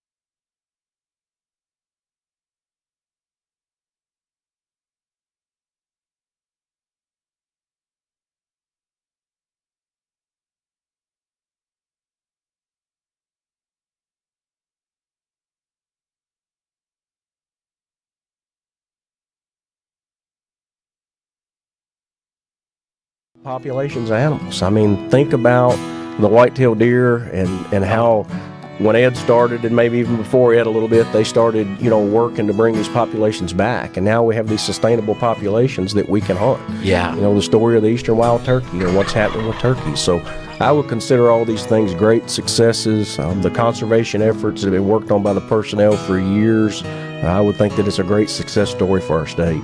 You're going to see some footage from an old film that was produced here at the agency in the Game and Fish days, and which shows some things like, the wife taking care of the animal that the officer, the husband, had to bring home to take care of, because they got a call, and times have changed. Now we have the rehabilitators that help out with that kind of thing. And thank goodness. We got to be really good friends with some of those little animals. And my first commission in 1972. Okay, yeah. At that time, it was a little different. The whole law enforcement world was different then.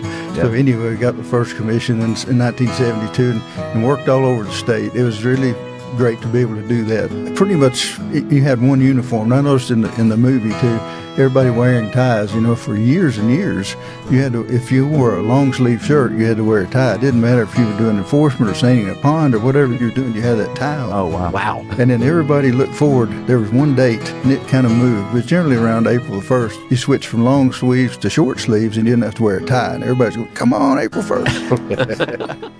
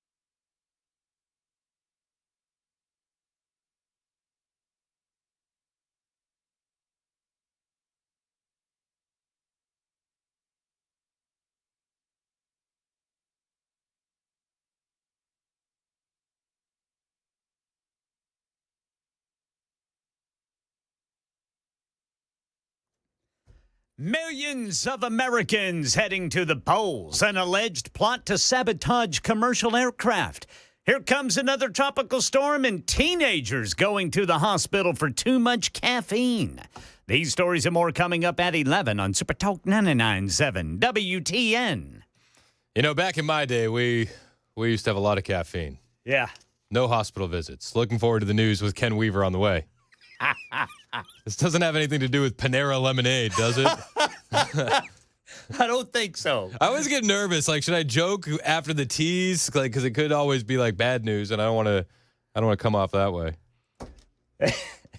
So we'll find out together. We'll just have to find out, Brother Chris. Was my joke inappropriate or not? Find out in 7 seconds. That's some TSL right there, baby. There we go. Ken Weaver's on the way. He's got a great newscast for you. I want to play you some of this audio of Kamala Harris the night before the election, looking pretty sleepy. I don't know who was more sleepy, the audience or Kamala. We'll find out together. It's 11 o'clock on Super Talk 99.7 WTN.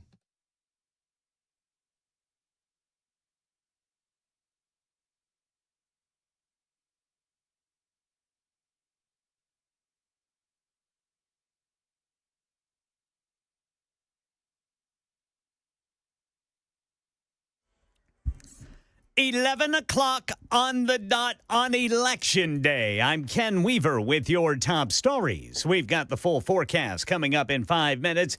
Election 2024, here's Sherry Preston. On this election day, millions of Americans are headed to the polls in what's considered one of the closest races in recent memory. Lines very long across Georgia last year. ABC's Faith Abube in Fulton County there says they're taking about 36 seconds, however, only to check people in at polling places. It's going very fast. Part of the reason, people have already voted. There was a historic record number of people who voted during early voting, more than 4 million people. And so we're not expecting that many people today. Hopefully, there are people who come out and vote if there are registered voters. I know the Secretary of State's office is expecting maybe on the low end, maybe 800,000 people come out today. Walking into the booth and casting his ballot in Cincinnati, Republican vice presidential candidate J.D. Vance. You never know until you know, but I feel good about this race. I felt good about my own race a couple of years ago when I voted in this exact same spot.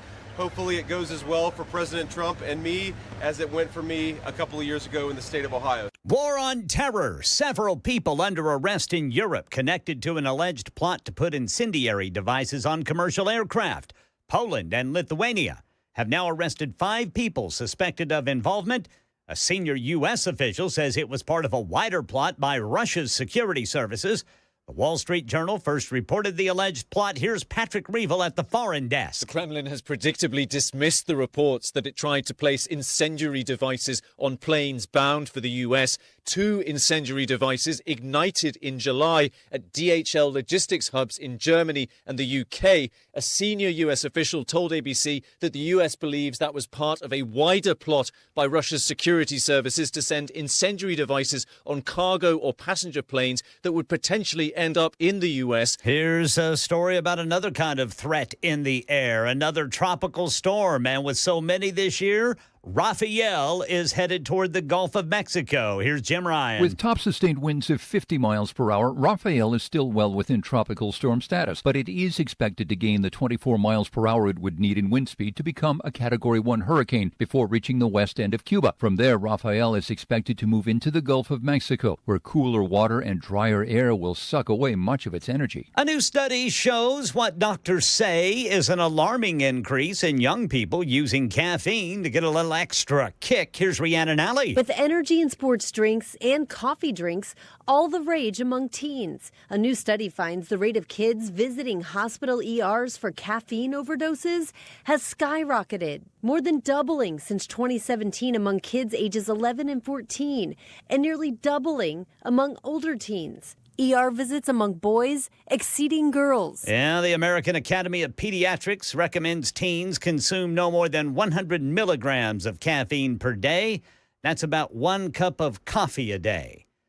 I'm already on my 3rd. That's the latest news. Weather's next. I'm Ken Weaver, WTN News.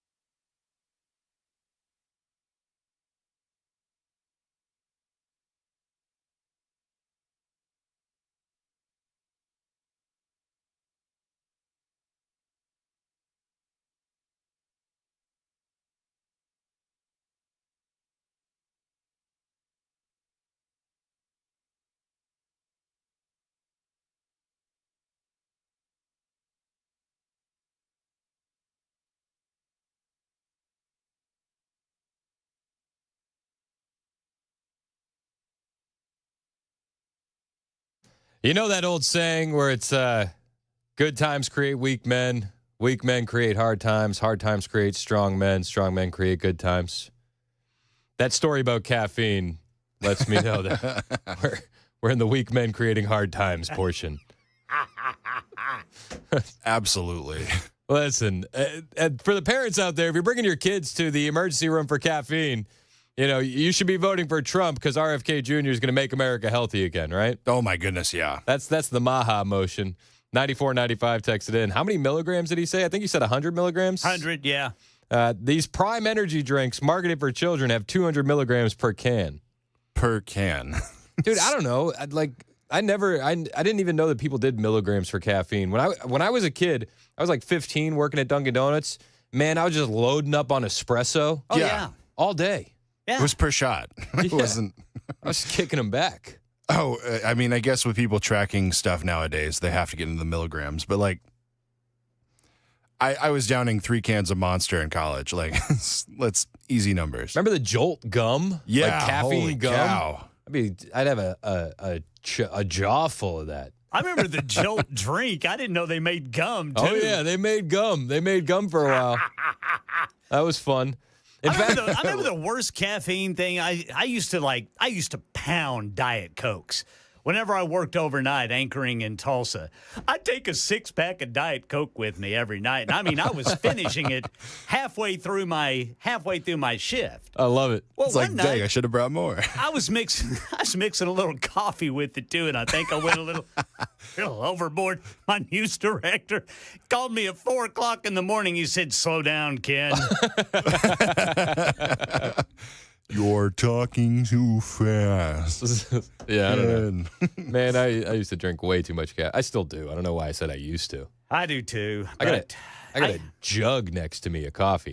Yeah, man. Dude, if a doctor ever says, well, Mr. Weaver, you're going to have to cut back on the coffee, I'm just going to say, all right, dude, start the drip. Because it's done. Honestly, yeah. These kids today, they're so soft. Drink more caffeine.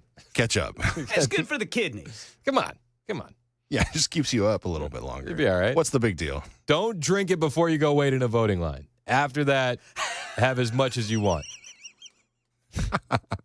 Can't have you getting out of line. No. And we don't want any hold your wee for a wee incidents. You're probably too young for that. Do you remember that? No, I have no idea what you're talking about. There was like a radio contest that they Yeah. did. This is decades ago now, but it was when the Wii was out. The Nintendo Wii was this big thing. Still got mine. Man, it's a classic system. But this radio station did a contest called "Hold Your Wii for a Wii." It's funny until you find out somebody died because they drank too much water and they drowned themselves. Yeah. Holy cow. Yeah, think before you laugh, Mason. Yeah. You know what? We talked about it was a risk during the tease earlier. You're identified as a fish. You're a monster. All right, so didn't sprout gills quick enough. Listen, you ready for a radio segue? You guys ready for this one? Let's hear it, dude. You know who could have used some caffeine last night? Kamala Harris. Oh, no surprise. She was exhausted. She looked downright depleted. And she only lasted 9 minutes and 24 seconds on stage in Pittsburgh. This is the night before you could become the first female African-American Indian president ever in the history of the country. And you're going to stand on stage for 9 minutes and 24 seconds. I've heard rounds of applauses longer than that at Trump rallies. 9 minutes and 24 seconds. 9 minutes. How? I mean, technically she's setting new records for herself, but that's not saying much. My gosh. And then when she did speak, do you know what it sounded like? She was trying to get the crowd rallied and chanting, "Let's get out the vote." That's what she was aiming for. This is how it went. Thank you. Let's vote. Let's get out the vote. Let's get out the vote. Let's get out the vote. Let's get out the vote. Let's get out the vote. Let's get out the vote. Let's win. You can't change the chant halfway through. right, let's get to work. 24 hours to go. I don't think that's cutting it. I don't think that's moving the needle. I don't think so either. I don't think so. I mean, listen, she had all the celebrities. I was joking with Tim Burchett. Every time a celebrity comes out, I just think, oh, Diddy tape. Oh, 100%. How can you think anything else? Even Jennifer Lopez was on the campaign trail a couple weeks ago. She was so upset about the Puerto Rican joke. Oh, no. So I told myself I'm not going to cry. You got to vote for Kamala. It's like, didn't you date Diddy for the longest time? Yeah. Nothing to see here? Just, she left 30 minutes before anything else happened. And I'll be honest, I have no evidence to back this stuff up. This is just where my mind goes, and this is obviously where the conversation online goes. She had a star-studded event last night, and it's with all these hip-hop artists. DJ Cassidy, Fat Joe, Freeway, Just Blaze, DJ Jazzy Jeff. They also had Lady Gaga and Ricky Martin and The Roots and Jasmine Sullivan, even Oprah. And I'm just like, every name on the list, I'm like, did he tape, did he tape, did he tape, did he tape?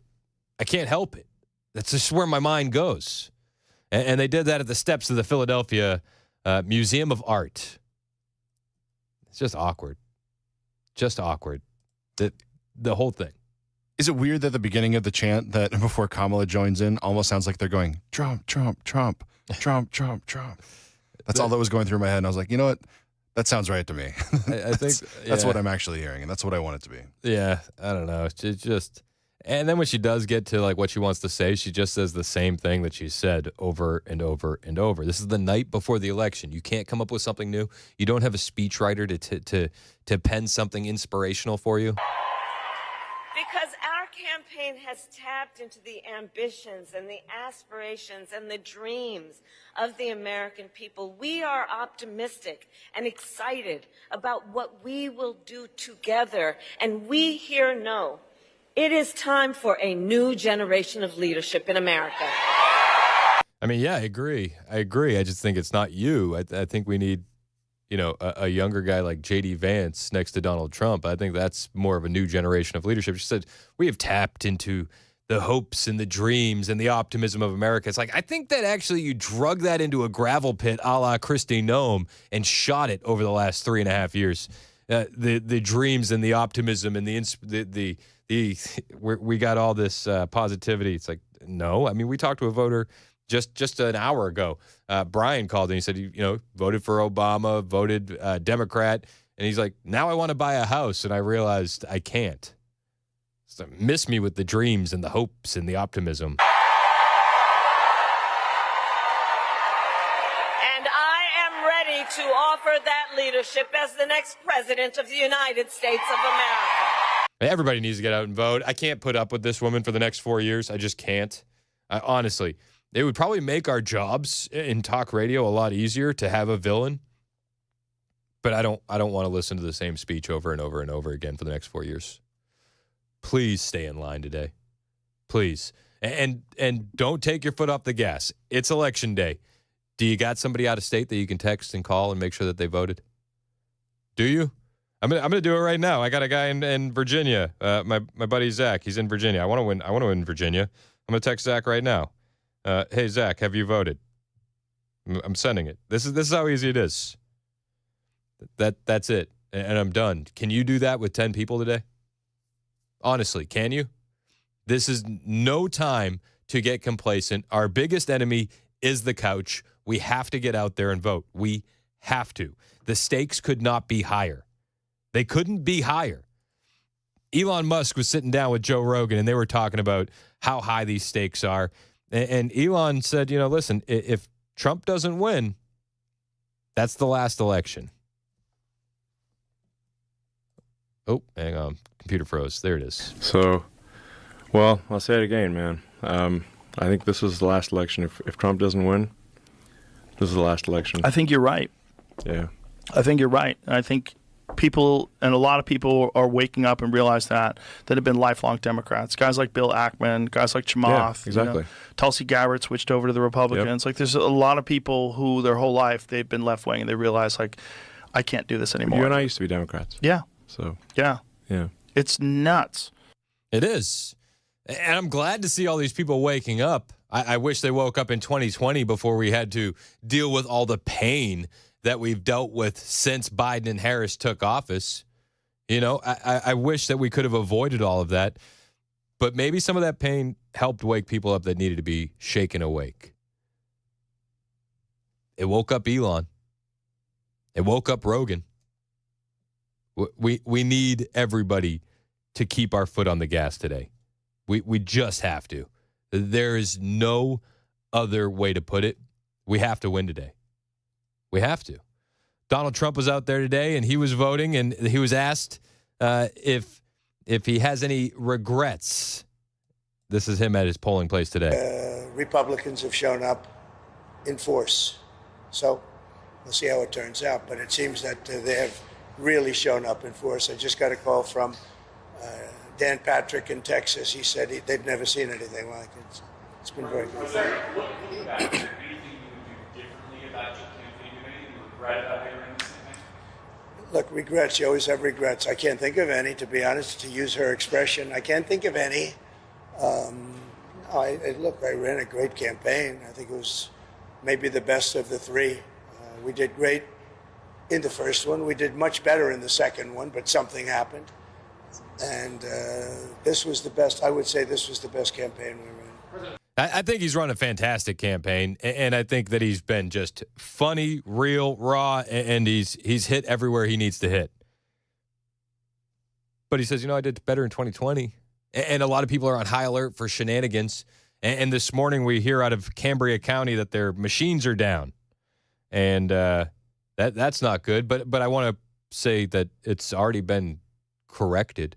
In fact, a court has allowed Cambria County to extend their voting for 2 hours after that earlier voting machine failure. So their voting time is going to be extended 2 hours. This is huge. It's huge because Cambria County in Pennsylvania is 67% Republican. We need that county. So for them to extend that, massive. And I think that goes to the success of the RNC having people on the ground in these swing states, being ready to challenge these things as they come up. We weren't in that position in 2020. We just weren't. And a lot of people don't like the voting machines in general. Donald Trump is one of those people. Do you accept the possibility that you and Vice President Harris both might not get to 270 electoral votes by the end of tonight? It should never happen. A thing like that should never happen. This election should be over. They spend all this money on machines. And frankly, if they'd use paper ballots, it would be over by 10 o'clock. And by the way, the paper ballots would cost 8%. Would be 8% of the cost. If they would use paper ballots, voter ID, proof of citizenship, and one-day voting, it would all be over by 10 o'clock in the evening. It's crazy. They use these very expensive computers, and I'm hearing in Pennsylvania they won't have an answer till 2 or 3 days from now. I think it's an absolute outrage if that's the case. Now, maybe it'll be later, but it's paper ballots in France. They went paper ballots because the mail-in was not working. It was corrupt. And in France, they went paper ballots. And at 10 o'clock in the evening, they had 37 million votes counted and done. They had a winner, they had a loser. And in this country, I'm just hearing that in certain states, it's going to be a long time, and it won't even be close. It won't even be that close. They say, I'm going to win the state, but it's going to take a long time to certify it. Yeah, and, it's I guess that Cambria County stuff, it's going to take even a little bit longer now in Pennsylvania because they've extended that voting time for 2 hours after voting machine failure earlier. But it goes to Trump's point. Like, we spend all these money on the machines, and then they fail us, coincidentally, in Republican counties. What a coincidence. Don't get out of line. And if you know somebody in Pennsylvania, make a phone call right now. Send a text message right now. Tell them, stay in line. We have to win today. We have to win today. It's 11:21 on Super Talk 99.7 WTN. My name is Chris Hand, and listen, health insurance is expensive, and you don't want to overpay, but you want to make sure you're getting good coverage. Who do you talk to? Well, grab a grab a pen because you're going to want to take this number down. If you have health insurance or you don't, but you want health insurance at a reasonable price, talk to my friends over at Cover Nash. Shane Ring will take care of you, and you're going to get this at a fantastic price. Cover Nash has no limits or deadlines. If you're paying for your own health insurance, or if you're a small business owner, you have a few employees, you could be saving 30 to 60% on your insurance costs. That's crazy. And if you qualify, couples under 65 are saving $500 to $1,000 a month with better coverage. This is the real deal. Go to covernash.com and complete a quote form, or pick up the phone and call Shane Ring right now. 615-465-0023. 615-465-0023. Talk to Shane Ring at covernash.com. A quality plan managed by you, not the government.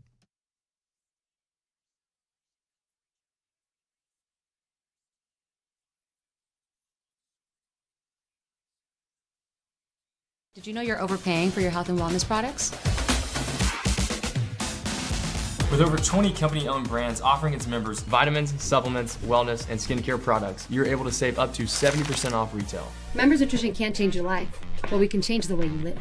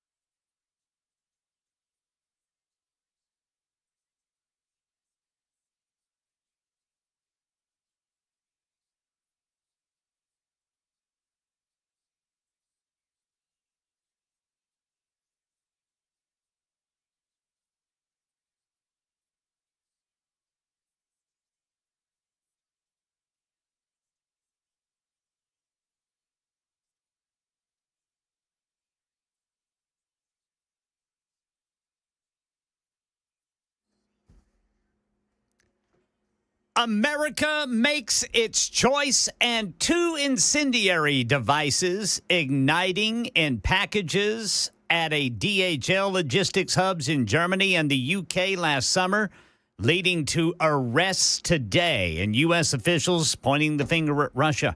We'll tell you about it at 11:30 on Super Talk 99.7 WTN. Thank you, Ken Weaver. 11:26 on Super Talk 99.7 WTN. I'm Chris Hand, trying to get through this this mountain of texts on the Super Text line, 615-737-9986. Got a text here from 4785. He said the stakes have never been higher, and he attached a photo of a cow smoking a joint. So... Nice. Thanks for sending. Also, Mike H., he sent in a text, and he said, if Trump voters are willing to stay in line at rallies as long as they do, I doubt you could get them out of line when it's time to vote. Absolutely. You're absolutely right. Amen to that. They do. They wait in line quite often. And they call those supporters extremists and radicals and domestic terrorists. Donald Trump says, no, that's not the case. Oh, I don't know. I was honored to get Joe Rogan last night. I mean, Joe Rogan's a big deal. He's a very respected person. And I must tell you, Megan was fantastic. She got up and said some things that were really pretty amazing.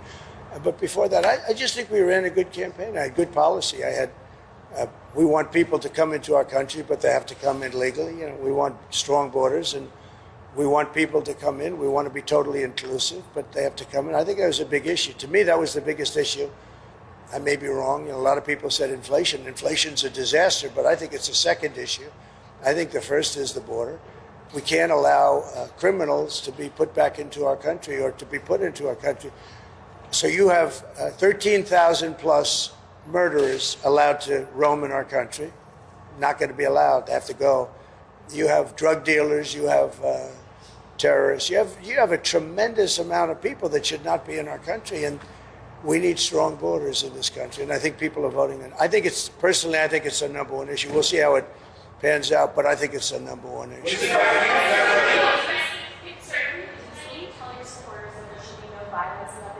I don't have to tell them that. I don't have to tell them that there'll be no violence. Of course there'll be no violence. My supporters are not violent people. I don't have to tell them that. And I certainly don't want any violence, but I certainly don't have to tell. These are great people. These are people that believe in no violence. Unlike your question, you believe in violence. I love that Trump just gives it back to him. He says, my supporters don't believe in violence. But it does seem like some major cities across the country are bracing for a violent impact, D.C. being one of them. Fences up around the White House. Businesses have been boarded up. And it just makes me wonder, do they see something coming? Is this a sign that Trump is going to win? Because I don't envision angry Trump supporters rioting and breaking the glass windows of businesses in D.C. if Trump loses. I could see it happening the other way. I could see it happening the other way for sure. We'll talk about D.C. boarding up when we get back. It's 11:30 on Super Talk 99.7 WTN.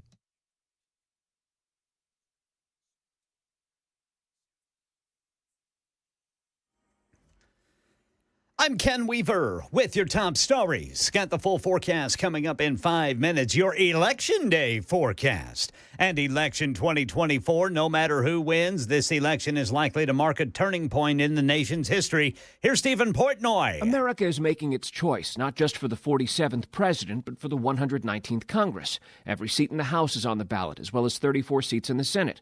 Voters in 10 states, including the key battlegrounds of Arizona and Nevada, will decide whether abortion rights should be enshrined into law.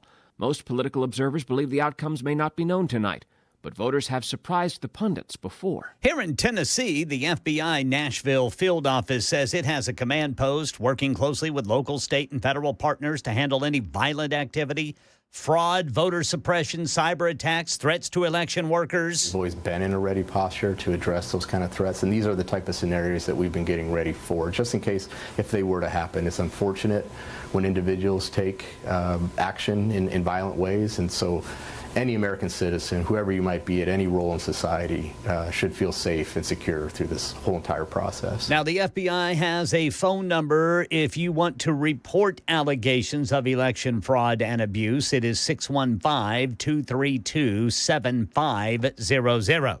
2 incendiary devices ignited in packages at DHL logistics hubs in Germany and the UK in July, catching fire before they were put on aircraft. Now several people are under arrest. U.S. officials point the finger at Russia. Patrick Reevell with more from the foreign desk. A senior U.S. official told ABC the U.S. believes that was part of a wider plot by Russia's security services to send devices on cargo or passenger planes potentially heading to the U.S. meant to punish America for its support for Ukraine. The Wall Street Journal first reported the alleged plot. Poland and Lithuania have now arrested 5 people suspected of involvement. It comes amid a broader sabotage campaign by Russian spies across Europe, already linked to several major arson attacks. That's the latest news. Weather is next. I'm Ken Weaver, WTN News.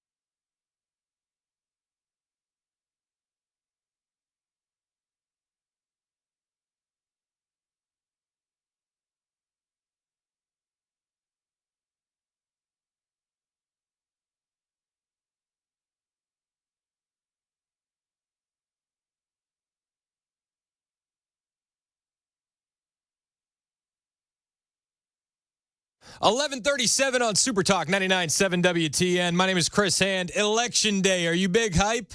I'm big hype. Got a great text here from 2924. My son goes to college in Pennsylvania. Registered to vote in Pennsylvania. The campus Dems gave him and his friends a ride to the polls. They gave them free burgers, drinks, all kinds of other free stuff. Him and his friends are voting Republican with a crying, laughing emoji. Hey, get the free food, man. Get the free food. I'm not knocking that. Take the ride.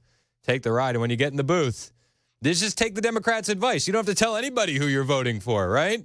You can just wink, wink, and nod at your friends and go grab a burger. Great text, 2924. I appreciate that. And tell your son and his friends, we salute you. There's a lot going on at these poll places all over the country. Fulton County, Georgia, apparently they had a non-credible bomb threat at a couple polling sites. This is from 11 Alive, which is a local news station out there. Atlanta state and local officials Tuesday morning addressed bomb threats that came into polling sites in Fulton County, Georgia. The threats were non-credible, the officials said, and polling sites in Georgia's most populous county are secure on Election Day. Bomb threats coming in. Who do you think is calling in bomb threats? Yeah, exactly. I doubt it's conservatives. I doubt that. Just like I doubt that conservatives would riot and cause property damage in Washington, D.C. Yet Washington, D.C. is bracing for Election Day violence. They've put up fencing around the White House, around Kamala's house, and they boarded up businesses. This is all in preparation for today. Business owners boarding up their storefronts, fencing around the White House, the Capitol building, and the Harris residence. Secret Service set up an 8-foot-tall metal fence around the White House. You've probably seen those pictures floating around social media, and the Treasury Department, as well as neighboring parts of Lafayette Square. The Washington Post reported such fencing has also been put in place outside the Naval Observatory grounds and Harris's residence there. Authorities have said there are no credible threats, and Washington police chief said at a news conference, there's no need for any alarm. Doesn't that feel like Liam Neeson, right? He's just, there's nothing to see here. There's nothing to see here. Go about your business. Who would they be worried about rioting? Exactly. That's who they're worried about rioting. Radical leftist elements. I'm not shocked. I'm not shocked. You look at the trajectory of this election. You look at the fake support behind Kamala Harris. I think Trump is going to win this thing. I think he's going to win it easily. And I think that they know that. And that's why they're boarding up their businesses. I think that's why. I do. It's going to be a crazy couple of days. If you think that we've made it through, we haven't made it through yet. We haven't. It's going to get crazier. It's going to get crazier. I know, and it feels like we've been saying that for 6 months. But for some reason, they don't want a guy in the White House that doesn't want no new wars, that doesn't want rampant inflation, that doesn't want open borders. They don't want a guy in the White House that has a real plan to make America great again. Carolyn Leavitt was on, what station was she on? This was on Fox News earlier this morning, explaining just that.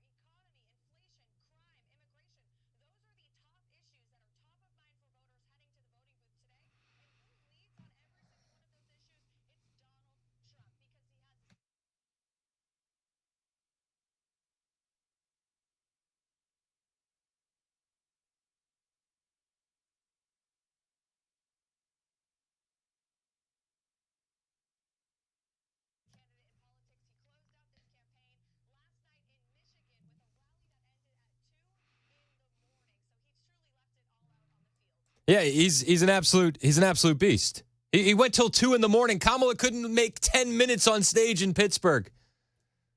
Embarrassing. Absolutely embarrassing. And Carolyn Leavitt says, hey, the Trump campaign, the team on the ground, they're feeling great.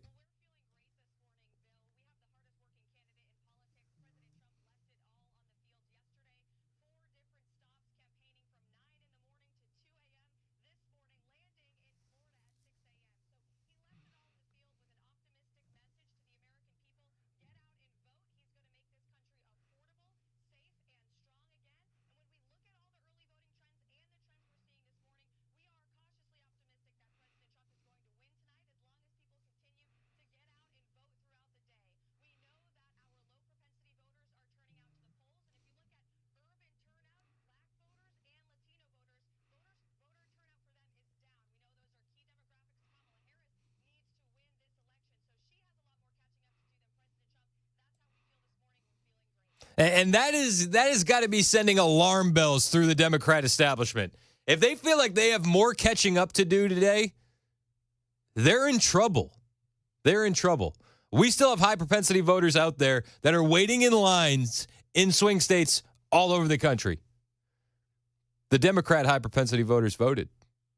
Do you think you're going to be able to motivate a Democrat voter to get out today? I think it's going to be a tough sell. I don't think you're going to have to motivate Trump supporters at all. I don't. But it's all coming down to this. We're here. We made it. It feels like this has been just years in the making because it has. And with everything we've seen, from the impeachments to the mugshot to the assassination attempts to the hoax after hoax after hoax, we made it. And we could witness the greatest political comeback in history tonight. And we want to witness it with you. We're going to be doing our election party live at the Wilson County Fairgrounds in the James E. Ward Agriculture and Community Center. It's going to be fun. We're going to have a bunch of food trucks there. It's free to attend. We're going to have a full bar. Brian's going to be down there starting at 3 o'clock doing his entire show there live. Myself, Mandis, and Murphy, we're going to be joining the party. We got to thank our clients, U.S. Pest, Busy Bee Plumbing, Heating, and Cooling, Glock Store, the Wellness Institute of Nashville, Paul Winkler, West Tree Services, Members Nutrition, and Cover Nash. We wouldn't be able to do these kind of parties without our great sponsors. And we're going to have some great food trucks there. Pig and Pie Catering, Music City Brisket, Smoky Dogs, Fatty Matty's Pizza. It's going to be an epic party. We want to celebrate with you. So make sure you're out there tonight. Wilson County Fairgrounds. Please make sure you're out there tonight. We want to roll deep. We want to have a whole squad, and we need you there. We need you to be a part of it. So Wilson County Fairgrounds tonight. You can get there as early as you need. But me and the guys, Brian will be there a bit earlier, but we're probably rolling around 5-ish. I'm looking forward to it. You're coming, right, Mason? You're coming? He gave me a nod. I got a nod. Yeah, I need to. This is a audio medium. Yeah, I'll be there. I'm going to be there. I think I'm rolling in around 5:30 is the goal. Okay. But first I got to get over there and vote. Yeah. You haven't voted yet. Your day of voted yet. Perfect. Yeah. Day of as well. We got to get out there. We got to vote. And this is a big deal. This is a big deal today. This could be the last American election. And I love what Dan said earlier this morning. He's like, we'll still have them. But with what the Democrats want to do, this could very well be the last election. They're putting illegal aliens in swing states, and then they want to grant them amnesty. After they give them free stuff like hotels to stay in and thousands upon thousands of dollars on a debit card and a brand new cell phone, who do you think they're going to vote for in that case? Exactly.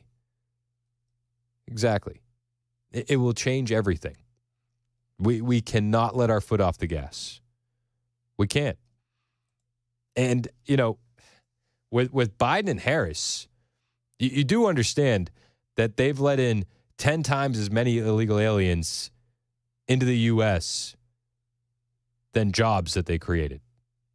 More illegal aliens crossed our border last week than the jobs that were added in all of October. Is that a trend you want to continue in this country? Today's the day to fix it. The Biden-Harris administration allowed for 10 times the number of illegal immigrants into the U.S. in October as jobs created by the private sector during the exact same time. Is that a trend you want to continue?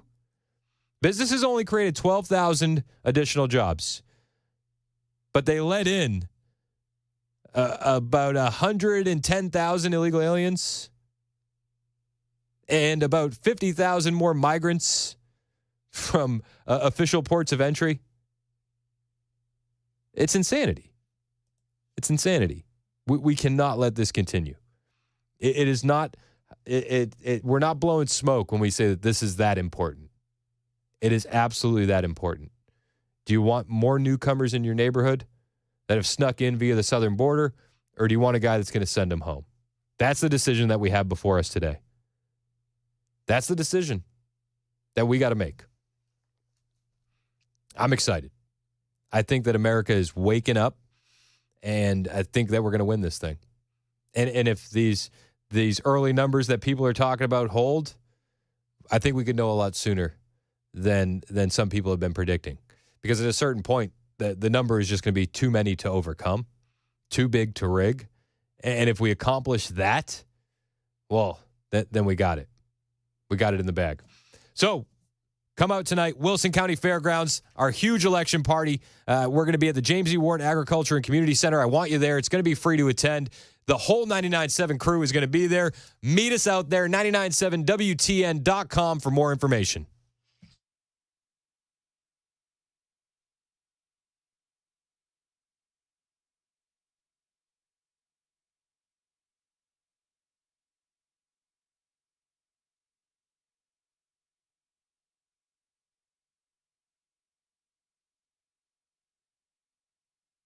Populations of animals. I mean, think about the white-tailed deer and how when Ed started, and maybe even before Ed a little bit, they started, working to bring these populations back. And now we have these sustainable populations that we can hunt. Yeah. The story of the eastern wild turkey and what's happening with turkeys. So I would consider all these things great successes. The conservation efforts that have been worked on by the personnel for years. I would think that it's a great success story for our state. You're going to see some footage from an old film that was produced here at the agency in the Game and Fish days, and which shows some things like, the wife taking care of the animal that the officer, the husband, had to bring home to take care of, because they got a call, and times have changed. Now we have the rehabilitators that help out with that kind of thing. And thank goodness. We got to be really good friends with some of those little animals. And my first commission in 1972. Okay, yeah. At that time, it was a little different. The whole law enforcement world was different then. So anyway, we got the first commission in 1972 and worked all over the state. It was really great to be able to do that. Pretty much, you had one uniform. And I noticed in the movie too, everybody wearing ties. For years and years, you had to. If you wore a long sleeve shirt, you had to wear a tie. It didn't matter if you were doing enforcement or sailing a pond or whatever you were doing. You had that tie on. Oh wow! Wow. And then everybody looked forward. There was one date, and it kind of moved. It was generally around April the 1st. You switched from long sleeves to short sleeves, and you didn't have to wear a tie. And everybody's going, "Come on, April 1st."